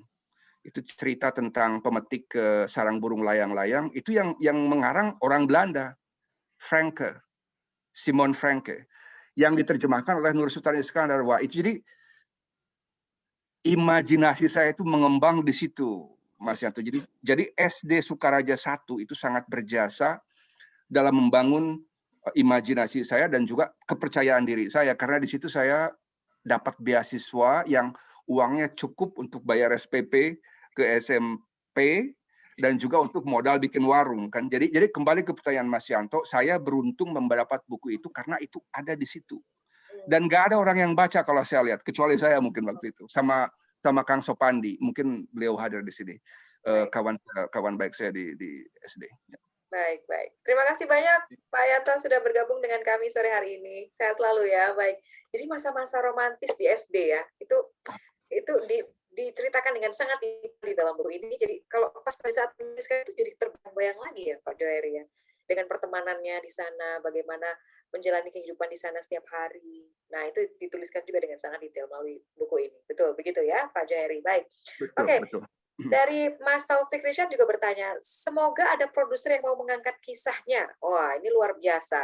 Coba kita mengandai-andai nih Pak, kalau misalnya dijadikan film begitu ya, kira-kira siapa yang tepat untuk memerankan tokohnya? Pak Adi tadi kan mungkin boleh usul juga siapa kira-kira yang mantap gitu. Pak Johari bagaimana? Mungkin Untuk Pak Andi dulu. Bagaimana Pak? Pak Andi dulu, Pak Andi lebih tahu urusan film Indonesia. Silakan, Pak. Kalau untuk film itu sebenarnya sudah ada di kepala kami. Oke. Nah, tetapi karena kan untuk membuat sebuah katakanlah film pendek saja itu kan persiapannya cukup panjang ya kan. Betul. Jadi sebenarnya itu akan menjadi langkah selanjutnya nih. Jadi kan ini sudah ada bahasa Inggris, bahasa Sunda. Next step-nya itu sudah terpikirkan. Tapi kalau mengenai siapa pemeran yang paling sulit nanti mencari pemeran wanita sebenarnya Pak Johari ya. Betul. Mungkin agak sulit ya. Iya, betul. Nanti Pak Johari mungkin akan seleksi sendiri siapa yang cocok atau enggak gitu ya. Oke. Minimal saya ada opini. Harus audisi itu. Ya juga ya. Oke, baik. Tapi sudah ada mengarah ke sana ya pada saat diterbitkannya buku ini karena sudah lengkap ya Pak Andi. Jadi kita bisa tunggu lah mudah-mudahan nanti. Tapi Pak Johari sudah ada pikiran ke sana juga ya Pak. Seandainya difilmkan ya akan jadi cerita yang sangat menarik loh ini. Kalau saya sih secara altruistiknya kalau ini itu akan membawa manfaat menginspirasi orang saya dukung. Saya setuju karena salah satu tujuan menulis buku itu juga bukan cuma katartik untuk saya tapi juga mengangkat sastra Indonesia di dunia internasional tapi juga menginspirasi orang dari situ, belajar dari kesalahan-kesalahan saya yang begitu banyak atau dari kebengalan saya yang disensor sama why not kalau itu memang untuk jadi film dan akan bermanfaat. Tentang aktornya saya serahkan ke sutradaranya di sana, tapi mungkin seperti Mbak Henry bilang saya ingin punya sedikit masukan dengan ngobrol dengan artis aktornya supaya feelingnya itu pas, itu ekspresi. Okay. Mungkin saya mau cameo juga sih sebentar aja mungkin di mana gitu. Iya betul. Memancingnya nih Pak. Yang bisa dimunculkan baik. Saat mengajar di IPB Pak. Bisa. Saat mengajar di banyak adegan ya, Bapak Ibu juga mungkin ada yang sudah sebagian membaca. Kalau yang belum silakan nanti akan kami berikan informasi untuk pembelian bukunya juga. Baik, sebelum kita lanjut boleh ya Pak Johari dan Pak Andi saya break dulu sebentar. Saya akan coba untuk memberikan kaos ini. Ada 5 kaos yang akan saya berikan dengan Wheel of Fortune. Silakan langsung saja Kak Wisnu boleh dibantu.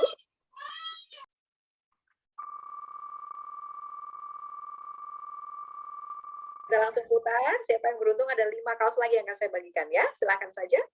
Oke, ini dia nama-namanya. Nanti nama-namanya akan langsung dibunyi ya. Bapak Adi Tulus, terima kasih sudah bergabung dengan kami. Ya, Anda akan mendapatkan kaos seperti ini yang sedang saya pakai juga ya, dengan Pak Andi tadi yang sama juga. Baik. Oke, silakan nama kedua. Ini dia nama kedua. Selamat untuk Pak Angelina Clara Parida. Selamat Ibu sudah bergabung dengan kami. Terima kasih. Lalu kemudian nama ketiga. Nanti juga kami akan informasikan masih ada pengundian atau masih ada pemberian kaos lagi, ada 5 lagi nanti di akhir ya. Ibu Alkatif Diana Matri, terima kasih. Kemudian nama ketiga, nama keempat dan nama kelima ya, maksud saya. Silakan.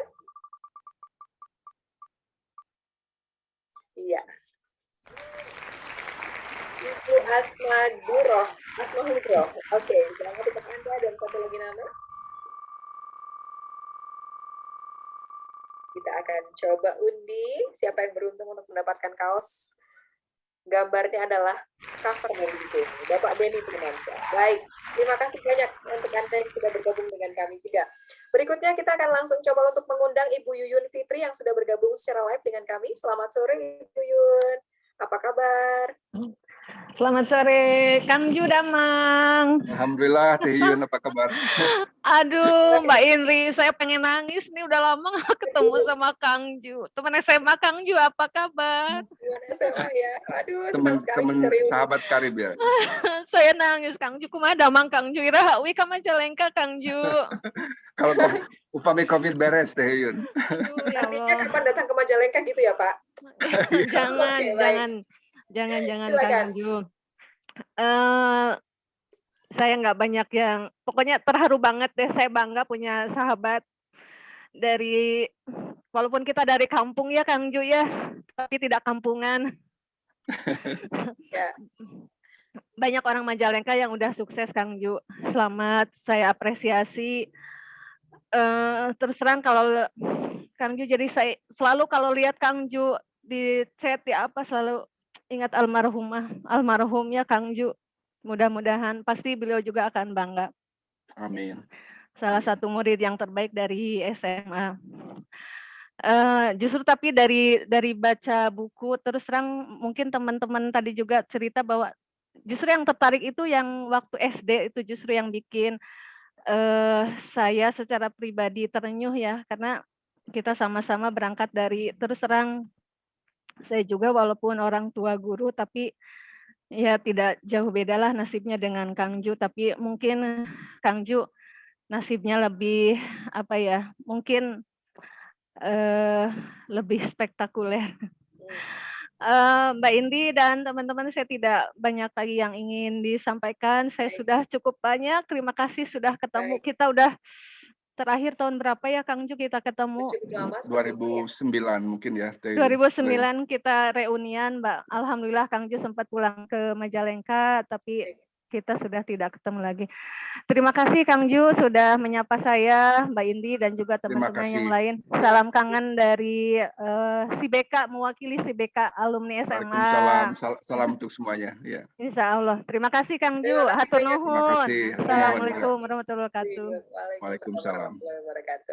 Baik, saya akan langsung, ini sepertinya jadi ngabuburit yang penuh romansa karena banyak yang ingin bertemu tapi terhalang berbagai macam hal ya, COVID, dan sudah lama sekali tidak bertemu, tidak reunian ya.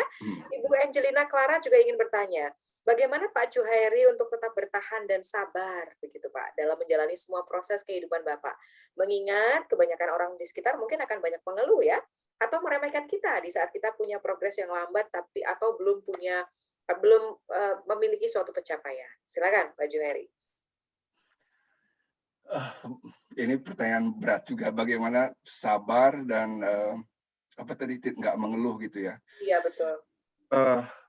Mungkin karena nggak ada pilihan juga. Maksudnya mau apa lagi, udah kejadiannya seperti itu ya. Yang apa namanya, kalau urusan tantangan apa namanya, kesusahan hidup susah waktu kecil ya memang nggak enak juga sih. Cuma ya itu tadi, saya terima ya memang begitulah apa adanya, dan mengeluh dalam hati ya Mbak Andri, tapi saya mungkin hampir nggak pernah mengekspresikan apa dalam diri saya, kesusahan nggak pernah saya tunjukkan ke orang. Itu biarlah itu dalam diri saya sendiri, karena kalau dalam hal kemasyarakatan saya ingin selalu saya optimis, memang optimis. Jadi artinya biarlah urusan apapun yang dalam kehidupan saya biar saya simpan itu. Nah, mungkin itu juga kenapa saya nulis buku ini jadi sangat emosional, karena mungkin ini untuk pertama kalinya juga saya keluarkan semuanya kan. Tapi bukan dalam arti mengeluh, saya nggak mau membawa kesusahan ke orang lain, ngeluh dan sebagainya. Dan itu saya merasa lebih tentram dan damai dengan cara begitu. Jadi kira-kira begitu ya. Maaf, mungkin saya nggak bisa menjawabnya, tapi itu perspektif saya. Perspektif saya menemukan kedamaian dengan cara menerima, dan oke lah yang nggak enak sih, cuma nggak perlu diceritakan ke orang. Makanya ada yang pembaca bilang, saya nggak tahu bahwa kamu itu kehidupannya seperti itu waktu di SD atau di belakang layar yang waktu di IPB itu juga dramatis juga gitu di belakangnya, dan memang nggak banyak orang tahu, karena saya pikir saya bukan tipenya mengekspresikan kesusahan diri. Saya lebih menikmati berbagi optimisme, kebahagiaan dan sebagainya. Kira-kira begitu. Pak Andi mungkin bisa menambahkan sedikit, karena kontrari buku ini juga selain menyajikan atau menceritakan tentang kesuksesannya Pak Juhairi dalam posisinya sekarang, tapi di masa lalu ada banyak sekali kegalauan, kegelisahan, lalu kemudian perjuangan ya yang dialami oleh Pak Juhairi sendiri. Nah, bagaimana respon dari pembaca setelah membaca buku ini? Apakah ada proses keterkejutan sama seperti saya juga? Wah, ternyata Pak Juhairi dulunya seperti ini gitu ya, perjuangannya luar biasa.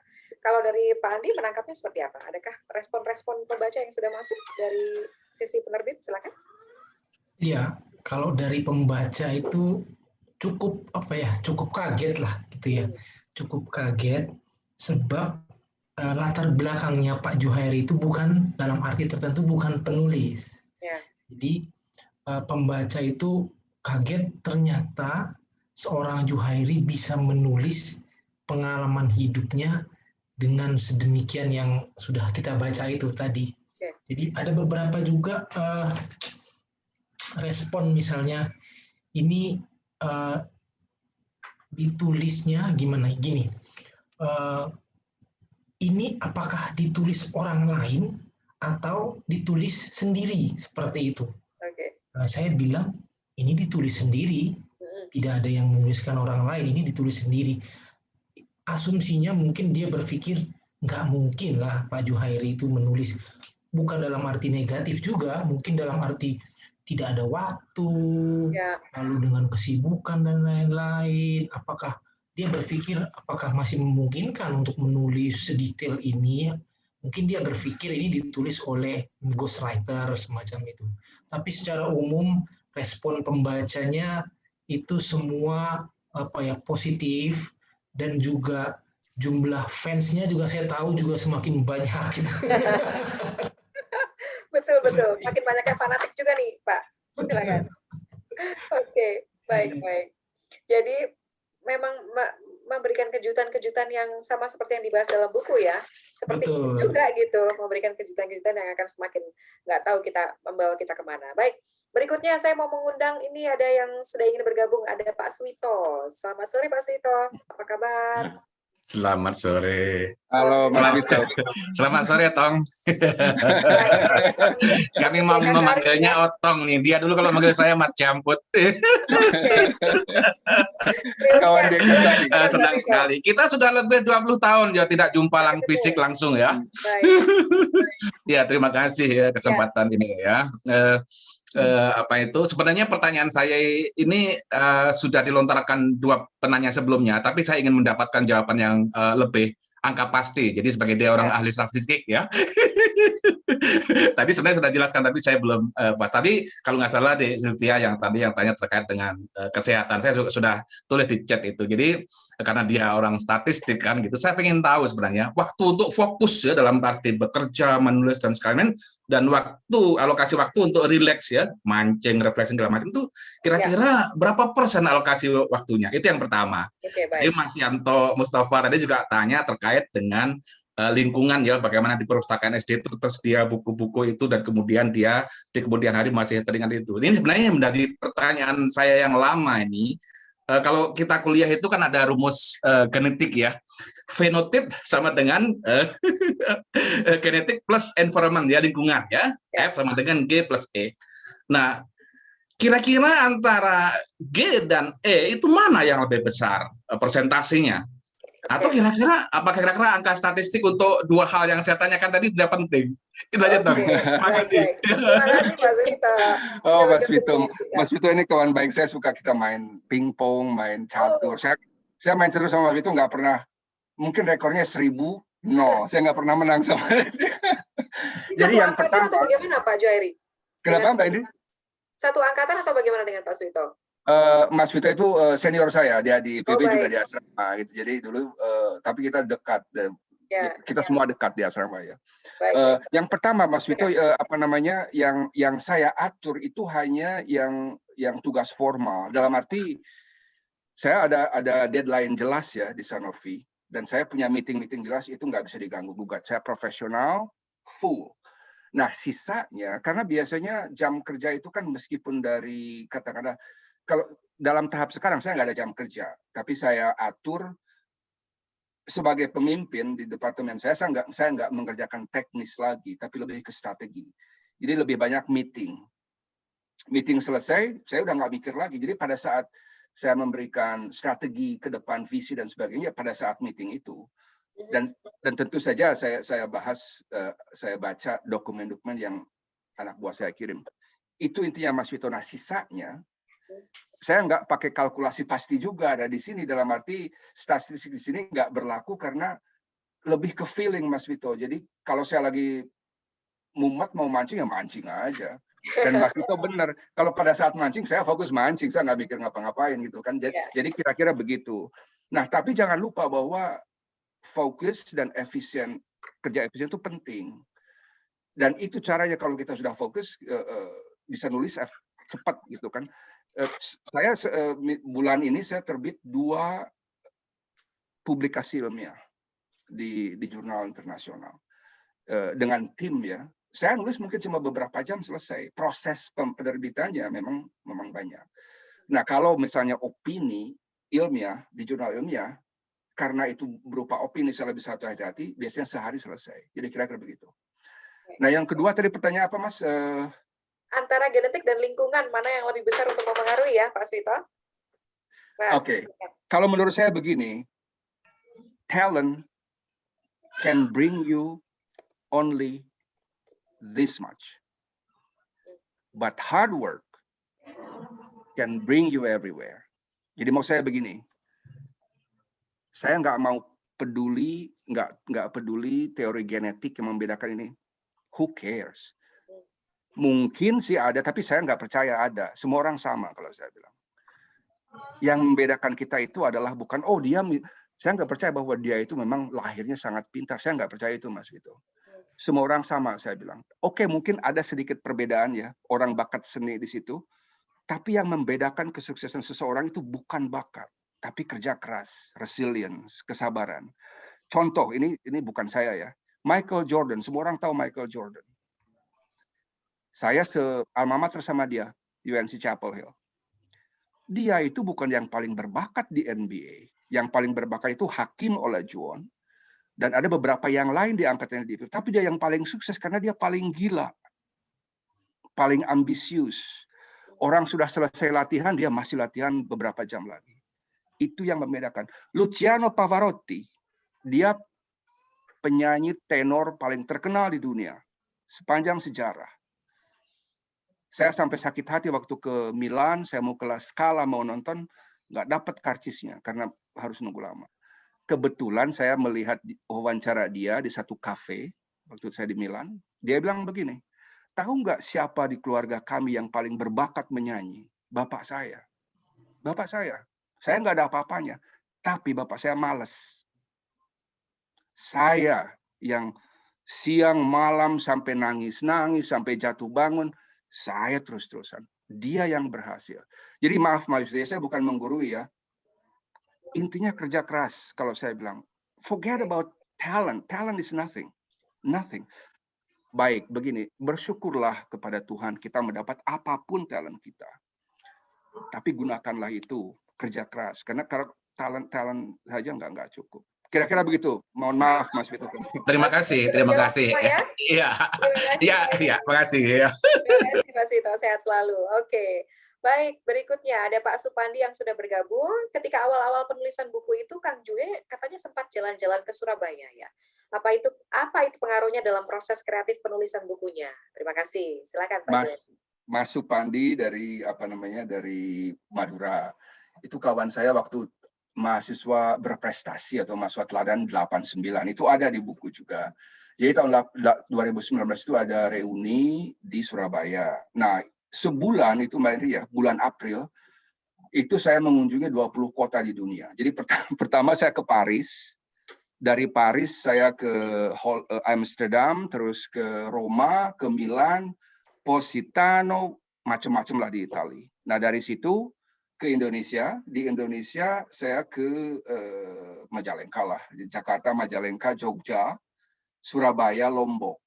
Betul Mas Pandi bahwa itu dalam proses penulisan. Seperti saya bilang tadi, waktu di Roma saya nulis satu bab misalnya di halaman Vatikan itu. Waktu di Surabaya saya nggak banyak nulis karena begitu terharu ketemu teman-teman lama, ketemu Mas Pandi, terus ketemu. Tapi yang ada satu kejadian yang menggugah saya untuk menulis tambah cepat lagi. Saya ketemu Mas Sudibyo, guru di Malang. Kita cerita tentang sastra. Dia bilang, udah Mas Ju, tulis aja semua. Jangan kalau dibudalin aja semua, dia orang Jawa. Yeah. Kita sambil ngopi waktu itu di satu tempat parkir setelah kita ke Gramedia, toko Gramedia Pak Andi. Karena saya bilang, saya mau udah nyari lama buku-buku ini nih. Saya beli buku Manusia Harimau waktu itu. Eka Kurniawan. Ya terus saya begitu kerjanya nyari-nyari buku terus. Saya sampai ketemu Mbak Chandra, mungkin ada di sini. Saya lagi udah lama nyari buku burung-burung manyar. Udah lama. Dapat dikasih Mbak Chandra. Ngobrol di Jakarta. Mbak Chandra juga bilang, Juhe, terusin nulis gitu. Jadi ya itulah perjalanan saya ke Indonesia 2019 itu memang sangat besar pengaruhnya bagi saya sebagai pribadi dan juga dalam penulisan buku itu. Jadi Mas Pandi benar, saya terinspirasi dengan kawan-kawan dan terinspirasi juga dengan kawan-kawan lain di Jakarta, Mbak Chandra sama yang lain. Baik, terima kasih. Pak Andi, ada yang berkomentar seperti ini dari Matsa Muda. Ini adalah memoir paling jujur yang pernah saya baca. Karena sisi negatif dari tokoh yang diceritakan tidak dilewati sama sekali. Betul. Setuju nggak, Pak Adi? Kalau tadi dari sisi review yang dari editorial tadi ada yang bagian-bagian yang dibuang itu tidak menghilangkan keseluruhan cerita ya, Pak Andi. Hanya bagian-bagian detailnya saja ya. Silakan. Proses editing tadi menyisir beberapa hal itu sama sekali tidak mengubah alur cerita. Nah, itu penting. Kita hanya memperkuat beberapa bagian, sama di beberapa hal itu ya tidak perlu terlalu detail lah semacam itu. Karena begini, terlalu detail itu begini, kita juga mengasumsikan bahwa pembaca kita itu sudah paham. Nah, jadi untuk beberapa hal kita anggap pembaca sudah paham, jadi kita hilangkan saja. Di beberapa hal kita anggap bahwa ini contoh mengenai penelitian ketika di Chapel Hill itu. Saya berpikir pembaca mungkin nggak akan paham ini soal penelitian ini. Tolong dijelaskan lebih dalam lagi seperti itu. Tapi kalau untuk misalnya perjalanan beberapa naik angkot dan lain-lain itu, kemungkinan konteks Indonesia sudah paham. Juga misalnya mengenai unsur-unsur politik. Pak Juhairi ini juga gemar juga politik. Jadi awal itu ada juga pembahasan mengenai politik Indonesia itu. Karena memang awalnya ditulis juga untuk pembaca-pembaca di US. Saya berpikir kalau edisi bahasa Indonesianya kemungkinan besar urusan politik gitu, kita itu sudah agak paham lah semacam itu kita hilangkan. Jadi itu sih proses yang yang dikurangi ataupun yang ditambahi. Ya, ya. Pertanyaan lanjutan nih Pak Andi dan Pak Juhe dari Bapak atau Ibu Loso Judianto ya. Adakah rencana untuk menerbitkan versi unabridged atau versi uncut gitu yang lebih banyak lagi editan mengungkapkan cerita yang lebih berwarna lagi sebelum kemudian diedit oleh Gramedia ini? Oke, silakan Pak Andi, Pak Juhe. Silakan Pak Juhe saja yang ngomong itu. Ya itu tadi. Jadi apa namanya intinya editing itu nggak mengubah alur cerita. Ya. Justru memperkuat plotnya karena ada beberapa hal yang Pak Andi bilang justru lebih bagus dihilangkan detailnya. Terus terang Pak Andi ini orangnya sangat baik dan sangat sopan. Jadi intinya yang romance itu Mbak Indri itu lebih disingkat pokoknya. Nggak perlulah dia. Dan memang ada sebelum Pak Andi terlibat di sebelum ini masuk ke Gramedia itu banyak juga romance-nya yang di-cut betul semuanya gitu. Jadi memang begitu. Nah, kembali ke pertanyaan Mas Loso. Jadi mungkin dalam bentuk unabridged terbit mungkin enggak. Tapi ada serpihan-serpihan dari kejadian di buku itu yang nanti akan dikembangkan menjadi kisah baru, buku baru. Wow. Begitu. Nah, sebetulnya saya nggak mau buka rahasia. Nanti ada juga serpihannya. Jadi tunggu tanggal mainnya. Jadi apa namanya? Ini buku independen dari yang ini ya, tapi idenya dari buku pertama itu. Dan buku ketiga pun mungkin yang enggak sih, cuma idenya bisa dari situ. Jadi intinya buku ini memang panjang sih, cuma dengan adanya versi yang sekarang, insya Allah ini justru the best form dari buku ini. Begitu. Jadi plotnya kuat dan Pak Andi bilang tadi dulu loncat-loncat gitu apa namanya, dan saya tergoda untuk melihat atau memaparkan kejadian masa lalu sebagai diri saya sekarang. Itu yang kita ganti. Jadi saya betul-betul pengen jujur menjelaskan, merasakan kejadian masa lalu. Tentu saja saya dipengaruhi perasaan sekarang kan. Tapi saya nggak mau ikut campur sebagai Juhairi di masa depan. Kira-kira. Jadi Mas Loso akan ada, tapi bukan dalam bentuk buku ini, tapi buku-buku yang lain yang mungkin ada inspirasinya dari buku pertama. Wah, ditunggu ini nanti kehadirannya ya, kita akan tunggu. Berikutnya ada Ibu Via Salvin ya, yang sudah bergabung dengan kita secara live. Selamat sore Ibu, apa kabar? Selamat sore, maaf nih off kamera ya. Ya, silakan. Halo Teh Via. Apa kabar Kang Juhe? Saya nanyanya di sini nih ya. Oke. Jadi ya, saya tangkap buku ini memang jujur banget dari awal itu ya. Bahkan saya ikut bacanya itu gemes, kesel, pengen marah gitu kan. Nah, yang saya ingin tanya, saking jujurnya ini, apakah ada Kang Juhe itu ada pertimbangan nggak? Misalkan ini dimuat apa enggak ya? Atau gimana perasaan? Misalkan contoh, punten saya boleh ini sini ya. Of course. Pas Kang Juhe cerita bahwa Kang Juhe curiga sama ibu gitu kan pas pagi masih kecil dibonceng sama gitu. Itu kan saya bilang kok ini gitu, maksudnya dalam hati saya kok Kang Juhe tega ya nulis gitu. Punten nih ngomongnya gini ya. Apa maksudnya ada pertimbangan nggak untuk suatu memoir gitu atau suatu tulisan gitu kan? Karena saya sedang belajar nih Mbak Indri gitu kan. Untuk nulis caption di Facebook aja saya pertimbangannya banyak gitu loh. Itu aja. Nuhun Kang Juhe. Terima kasih. Nuhun Teh Via, kita kerjasama terus nih sama Teh Via untuk program-program sosial IPB. Baik. Sangat banyak, sangat berat. Itu mungkin yang paling berat, yang cuplikan itu. Saya bolak-balik sama keluarga tentu saja, sama Pak Andi, bolak-balik. Tapi ujungnya begini Mbak Indri. Setelah dipikir-pikir lagi, dan saya berdoa juga, saya bilang, intinya yaitu saya ingin, memang begini, jujur itu bukan berarti harus dicerahkan semua ya. Tapi alasannya begini. Saya melihat kesempurnaan ibu saya. Maaf Kak Juhe, maaf ya. Ada oke. Enggak, justru ini bagus.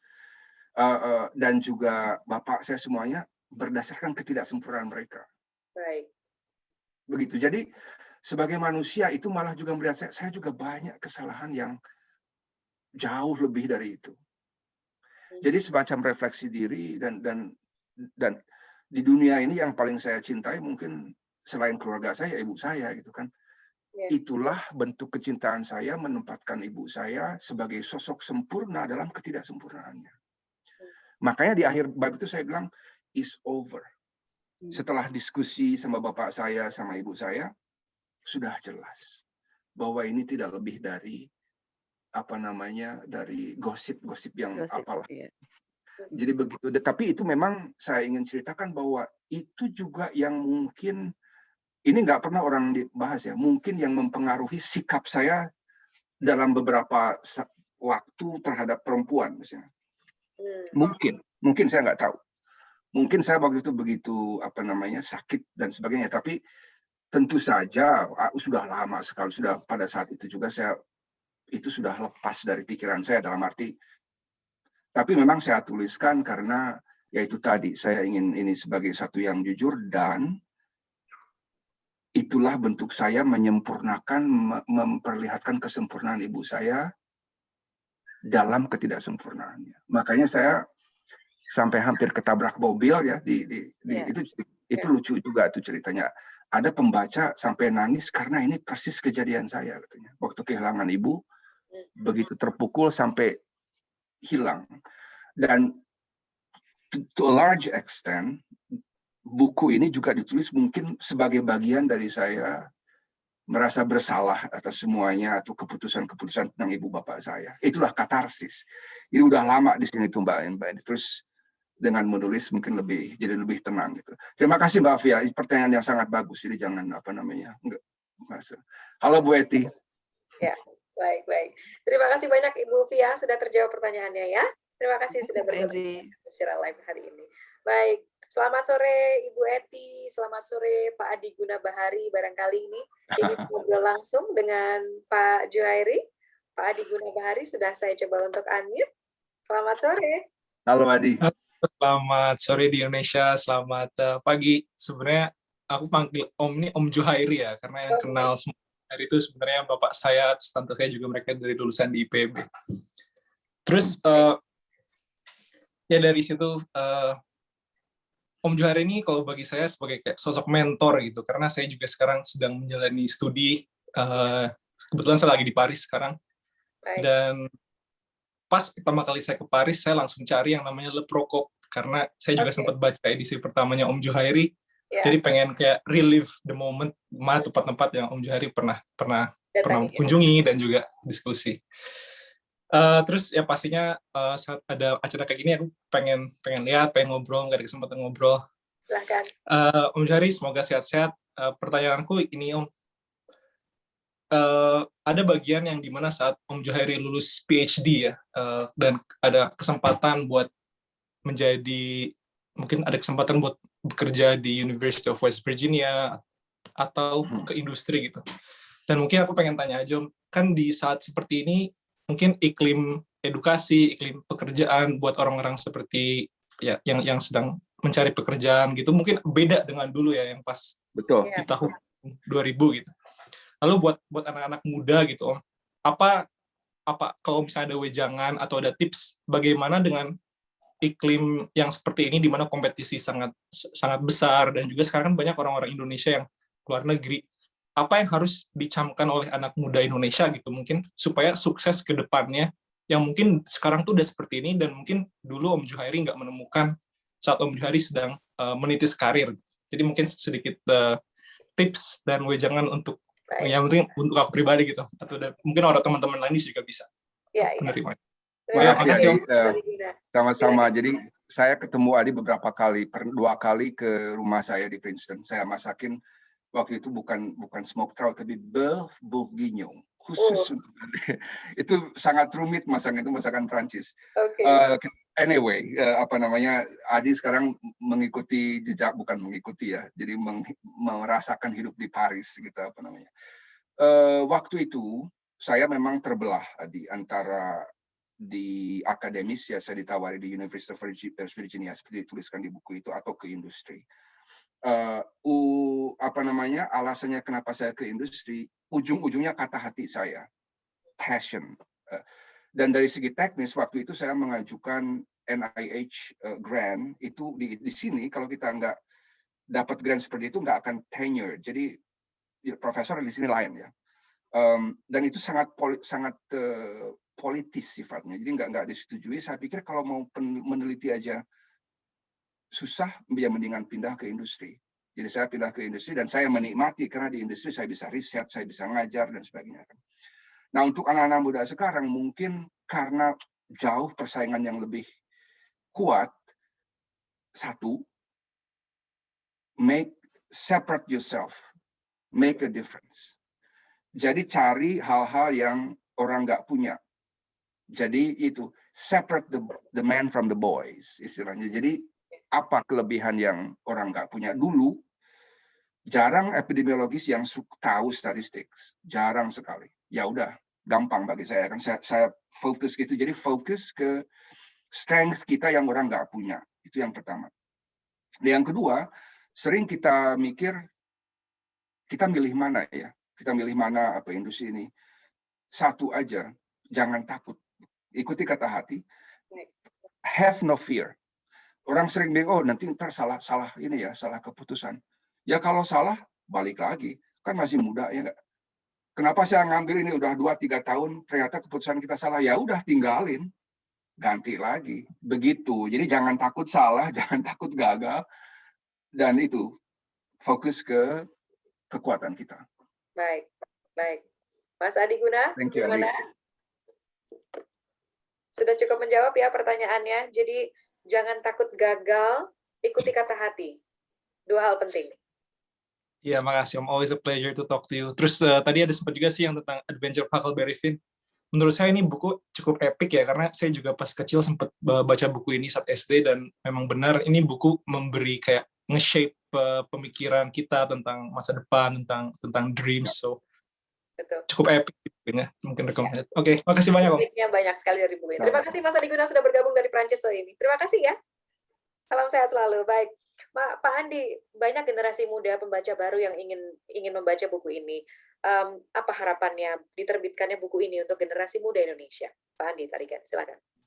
Ya, kalau dari kami penerbit itu dengan terbitnya buku Statistic of Dream ini, kami berharap setidaknya dari komunitasnya Pak Juhairi lah muncul juga penulis-penulis baru. Baik. Mungkin juga dari teman-teman Pak Juhairi, dari rekan-rekan, kenalan-kenalan, dan tentunya untuk publik semua. Kami berharap ada naskah-naskah lain yang terinspirasi dengan tulisan Pak Juhairi, muncullah naskah-naskah lain yang kemudian dikirimkan ke Gramedia, dan kami akan dengan senang hati menerbitkan naskah Ibu Bapak yang sudah dikirimkan ke kami nantinya. Mungkin itu ya harapan kami ya, karena seperti satu buku menginspirasi buku yang lain, itu biasanya itu apa ya, lebih menarik gitu karena terinspirasi dari ini lalu dituliskan semacam ini, dan mungkin bisa menyerap sedikit semangat yang dimiliki oleh Pak Juhairi dalam menulis buku ini.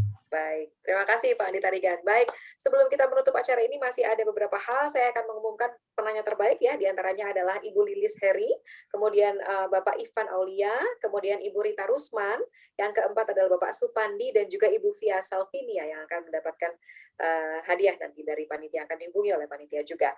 Dan sebelumnya, sebelum closing statement dari Pak Juhairi, saya juga ingin mengajak teman-teman untuk sekali lagi kita Wheels of Fortune ya, untuk membagikan kaos. Ada 5 lagi yang akan kami bagikan. Cek Kak Lisna, kita akan coba untuk undi. Silakan siapa yang beruntung untuk mendapatkan hadiah di acara syukuran diterbitkannya sudah cetakan kedua buku Statistics of Dream.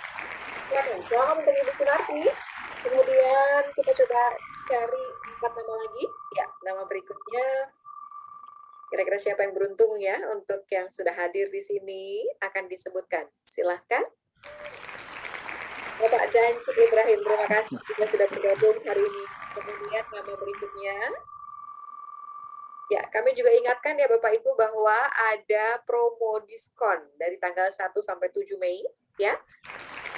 Oke, selamat untuk Ibu Karina, selamat untuk Anda. Buat yang lagi, silakan Kak Wisnu. Ada diskon dari harga 178.000 menjadi 150.000, sudah termasuk pembelian buku dan kaos ya. untuk di official store gitu. Bapak Dery, terima kasih selamat untuk Anda. Kemudian berapa lama lagi kita? 2 lagi, 1 lagi. Silakan Kak Wisnu. Baik, kita juga masih akan mengundi siapa nama-nama yang beruntung untuk mendapatkan kaos. Hari ini kita bagi-bagi deh kaosnya ya. Oke, siapa nama yang beruntung? Bapak Dedi, Oke, baik. Sudah semua kah? Oke, sudah semua. Kalau begitu hadiahnya sudah kita bagi. Dan sekarang karena waktunya juga sudah mepet nih, Pak Juhairi, boleh diberikan closing statement. Apa harapannya setelah diterbitkan buku ini untuk pembaca yang sudah membacanya sudah selesai, baik untuk pembaca yang ingin mengenal Pak Juhairi lebih dalam dan ingin mengenal juga perjuangan-perjuangannya. Silakan. Yang pertama saya ingin mengucapkan terima kasih yang tak terhingga untuk para pembaca. Itu satu kehormatan besar bagi saya sebagai penulis. Saya kira begini Mbak Eli, saya kira waktu menulis itu inilah kebahagiaan penulis. Tapi setelah terima komen-komen dari mereka, wah ini menginspirasi, wah saya tersentuh dan sebagainya, saya lebih bahagia lagi. Jadi terima kasih atas sudah membeli dan membaca, terima kasih atas komennya. Dan saya betul-betul berharap bahwa buku ini bermanfaat dari segi apapun menurut pembaca. Banyak yang terinspirasi dengan kehidupan ini jadi lebih bersyukur. Banyak yang terinspirasi untuk menulis. Malah sudah ada yang bilang secara pribadi, saya akan mulai nulis. Malah ada yang sudah mulai aktif menulis di surat kabar. Karena ngobrol dengan saya membaca buku itu. Itu kebahagiaan utama bagi saya. Jadi terima kasih. Semoga buku ini bermanfaat dalam bentuk apapun bagi itu menginspirasi untuk berbuat sesuatu atau untuk menulis. Nah tentang diri saya sendiri, buku itu memang betul-betul gamblang siapa saya. Termasuk saya memang orangnya sangat sensitif gitu kan. Jadi perasa dalam arti, dan saya menikmati sikap saya sebagai perasa itu karena itulah saya. Itu dan mudah-mudahan ke depannya setelah membaca buku ini, Bapak-bapak, Ibu-ibu membaca buku saya berikutnya. Dan mudah-mudahan yaitu tadi mudah-mudahan Pak Andi masih berkenan membantu saya untuk buku-buku berikutnya. Oke, jadi Pak Andi yang perlu kita tunggu udah banyak nih versinya. Versi bahasa Inggris, versi bahasa Sunda. Apa Pak Andi? Silahkan diumumkan. Betul. Ya, jadi apa saja yang perlu kita tunggu? Jadi versi bahasa Inggrisnya akan segera rilis ya. Jadi nanti ada versi bahasa Inggris. Versi bahasa Inggris itu sudah sangat siap, tinggal diterbitkan saja. Versi Sunda itu kurang lebih 2-3 bulan lagi. Nanti versi bahasa Perancis, ya Pak Juhairi ya, bahasa Perancis. Mungkin nanti yang versi bahasa Spanyol itu mungkin tadi ada di Barcelona, saya juga baru dapat kabarnya itu tadi. Oke, baik. Kalau begitu kita tunggu saja kabar-kabar berikutnya dari buku ini begitu ya. Tapi sebelum kita tutup, nanti kita akan berfoto bersama ya, Pak Juhairi, Pak Andi, dan juga teman-teman lain yang sudah bergabung. Tapi sebelumnya kita saksikan dulu video berikut ini yang juga menandai telah diterbitkan ulangnya atau cetak kedua dari buku Statistics of Dreams. Silakan.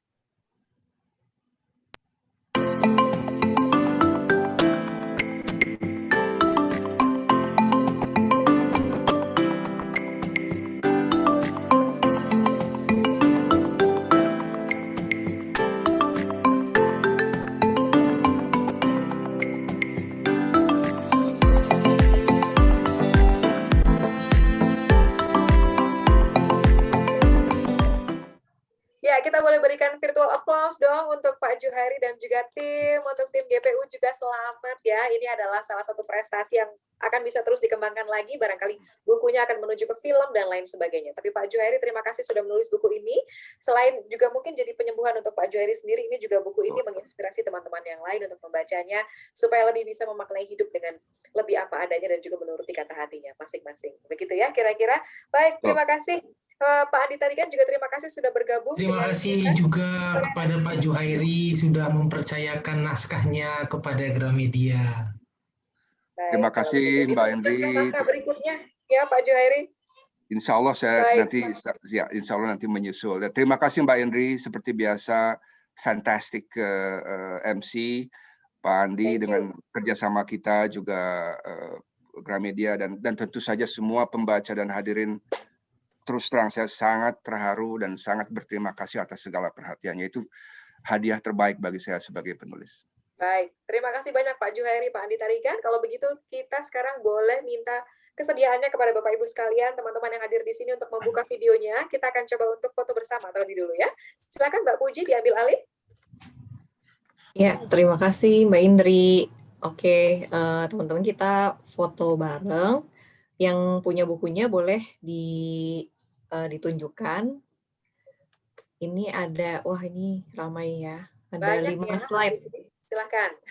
Ya, ada 5 slide ini. Jadi setiap slide-nya saya hitung 1 sampai 3 ya. Oke, kita mulai. Slide pertama, 1, 2, 3. Slide kedua, 1, 2, 3. Slide ketiga, 1, 2, 3. Slide keempat, 1, 2, 3. Slide terakhir, 1, 2, 3. Oke, terima kasih semuanya. Terima kasih. Terima kasih Mbak Puji. Bapak Supandi, hati-hati sambil menyetir Pak Supandi. Baik, semangat sekali Pak Supandi sudah bergabung dengan kita. Baik, terima kasih banyak Pak Juhairi, Pak Andi Tarigan, semua Bapak Ibu yang sudah hadir, teman-teman semua yang hadir di sini. Terima kasih banyak, selamat menjalankan ibadah puasa, selamat berbuka puasa sebentar lagi, dan Pak Juhairi selamat berpuasa ya Pak. Sehat-sehat selalu. Mudah-mudahan kita bertemu di lain kesempatan. Terima kasih, selamat sore semuanya. Saya Natalie di pamit undur diri. Selamat sore, wassalamualaikum warahmatullahi wabarakatuh. Terima kasih teman-teman. Terima Terima kasih semuanya. Terima kasih. Terima kasih.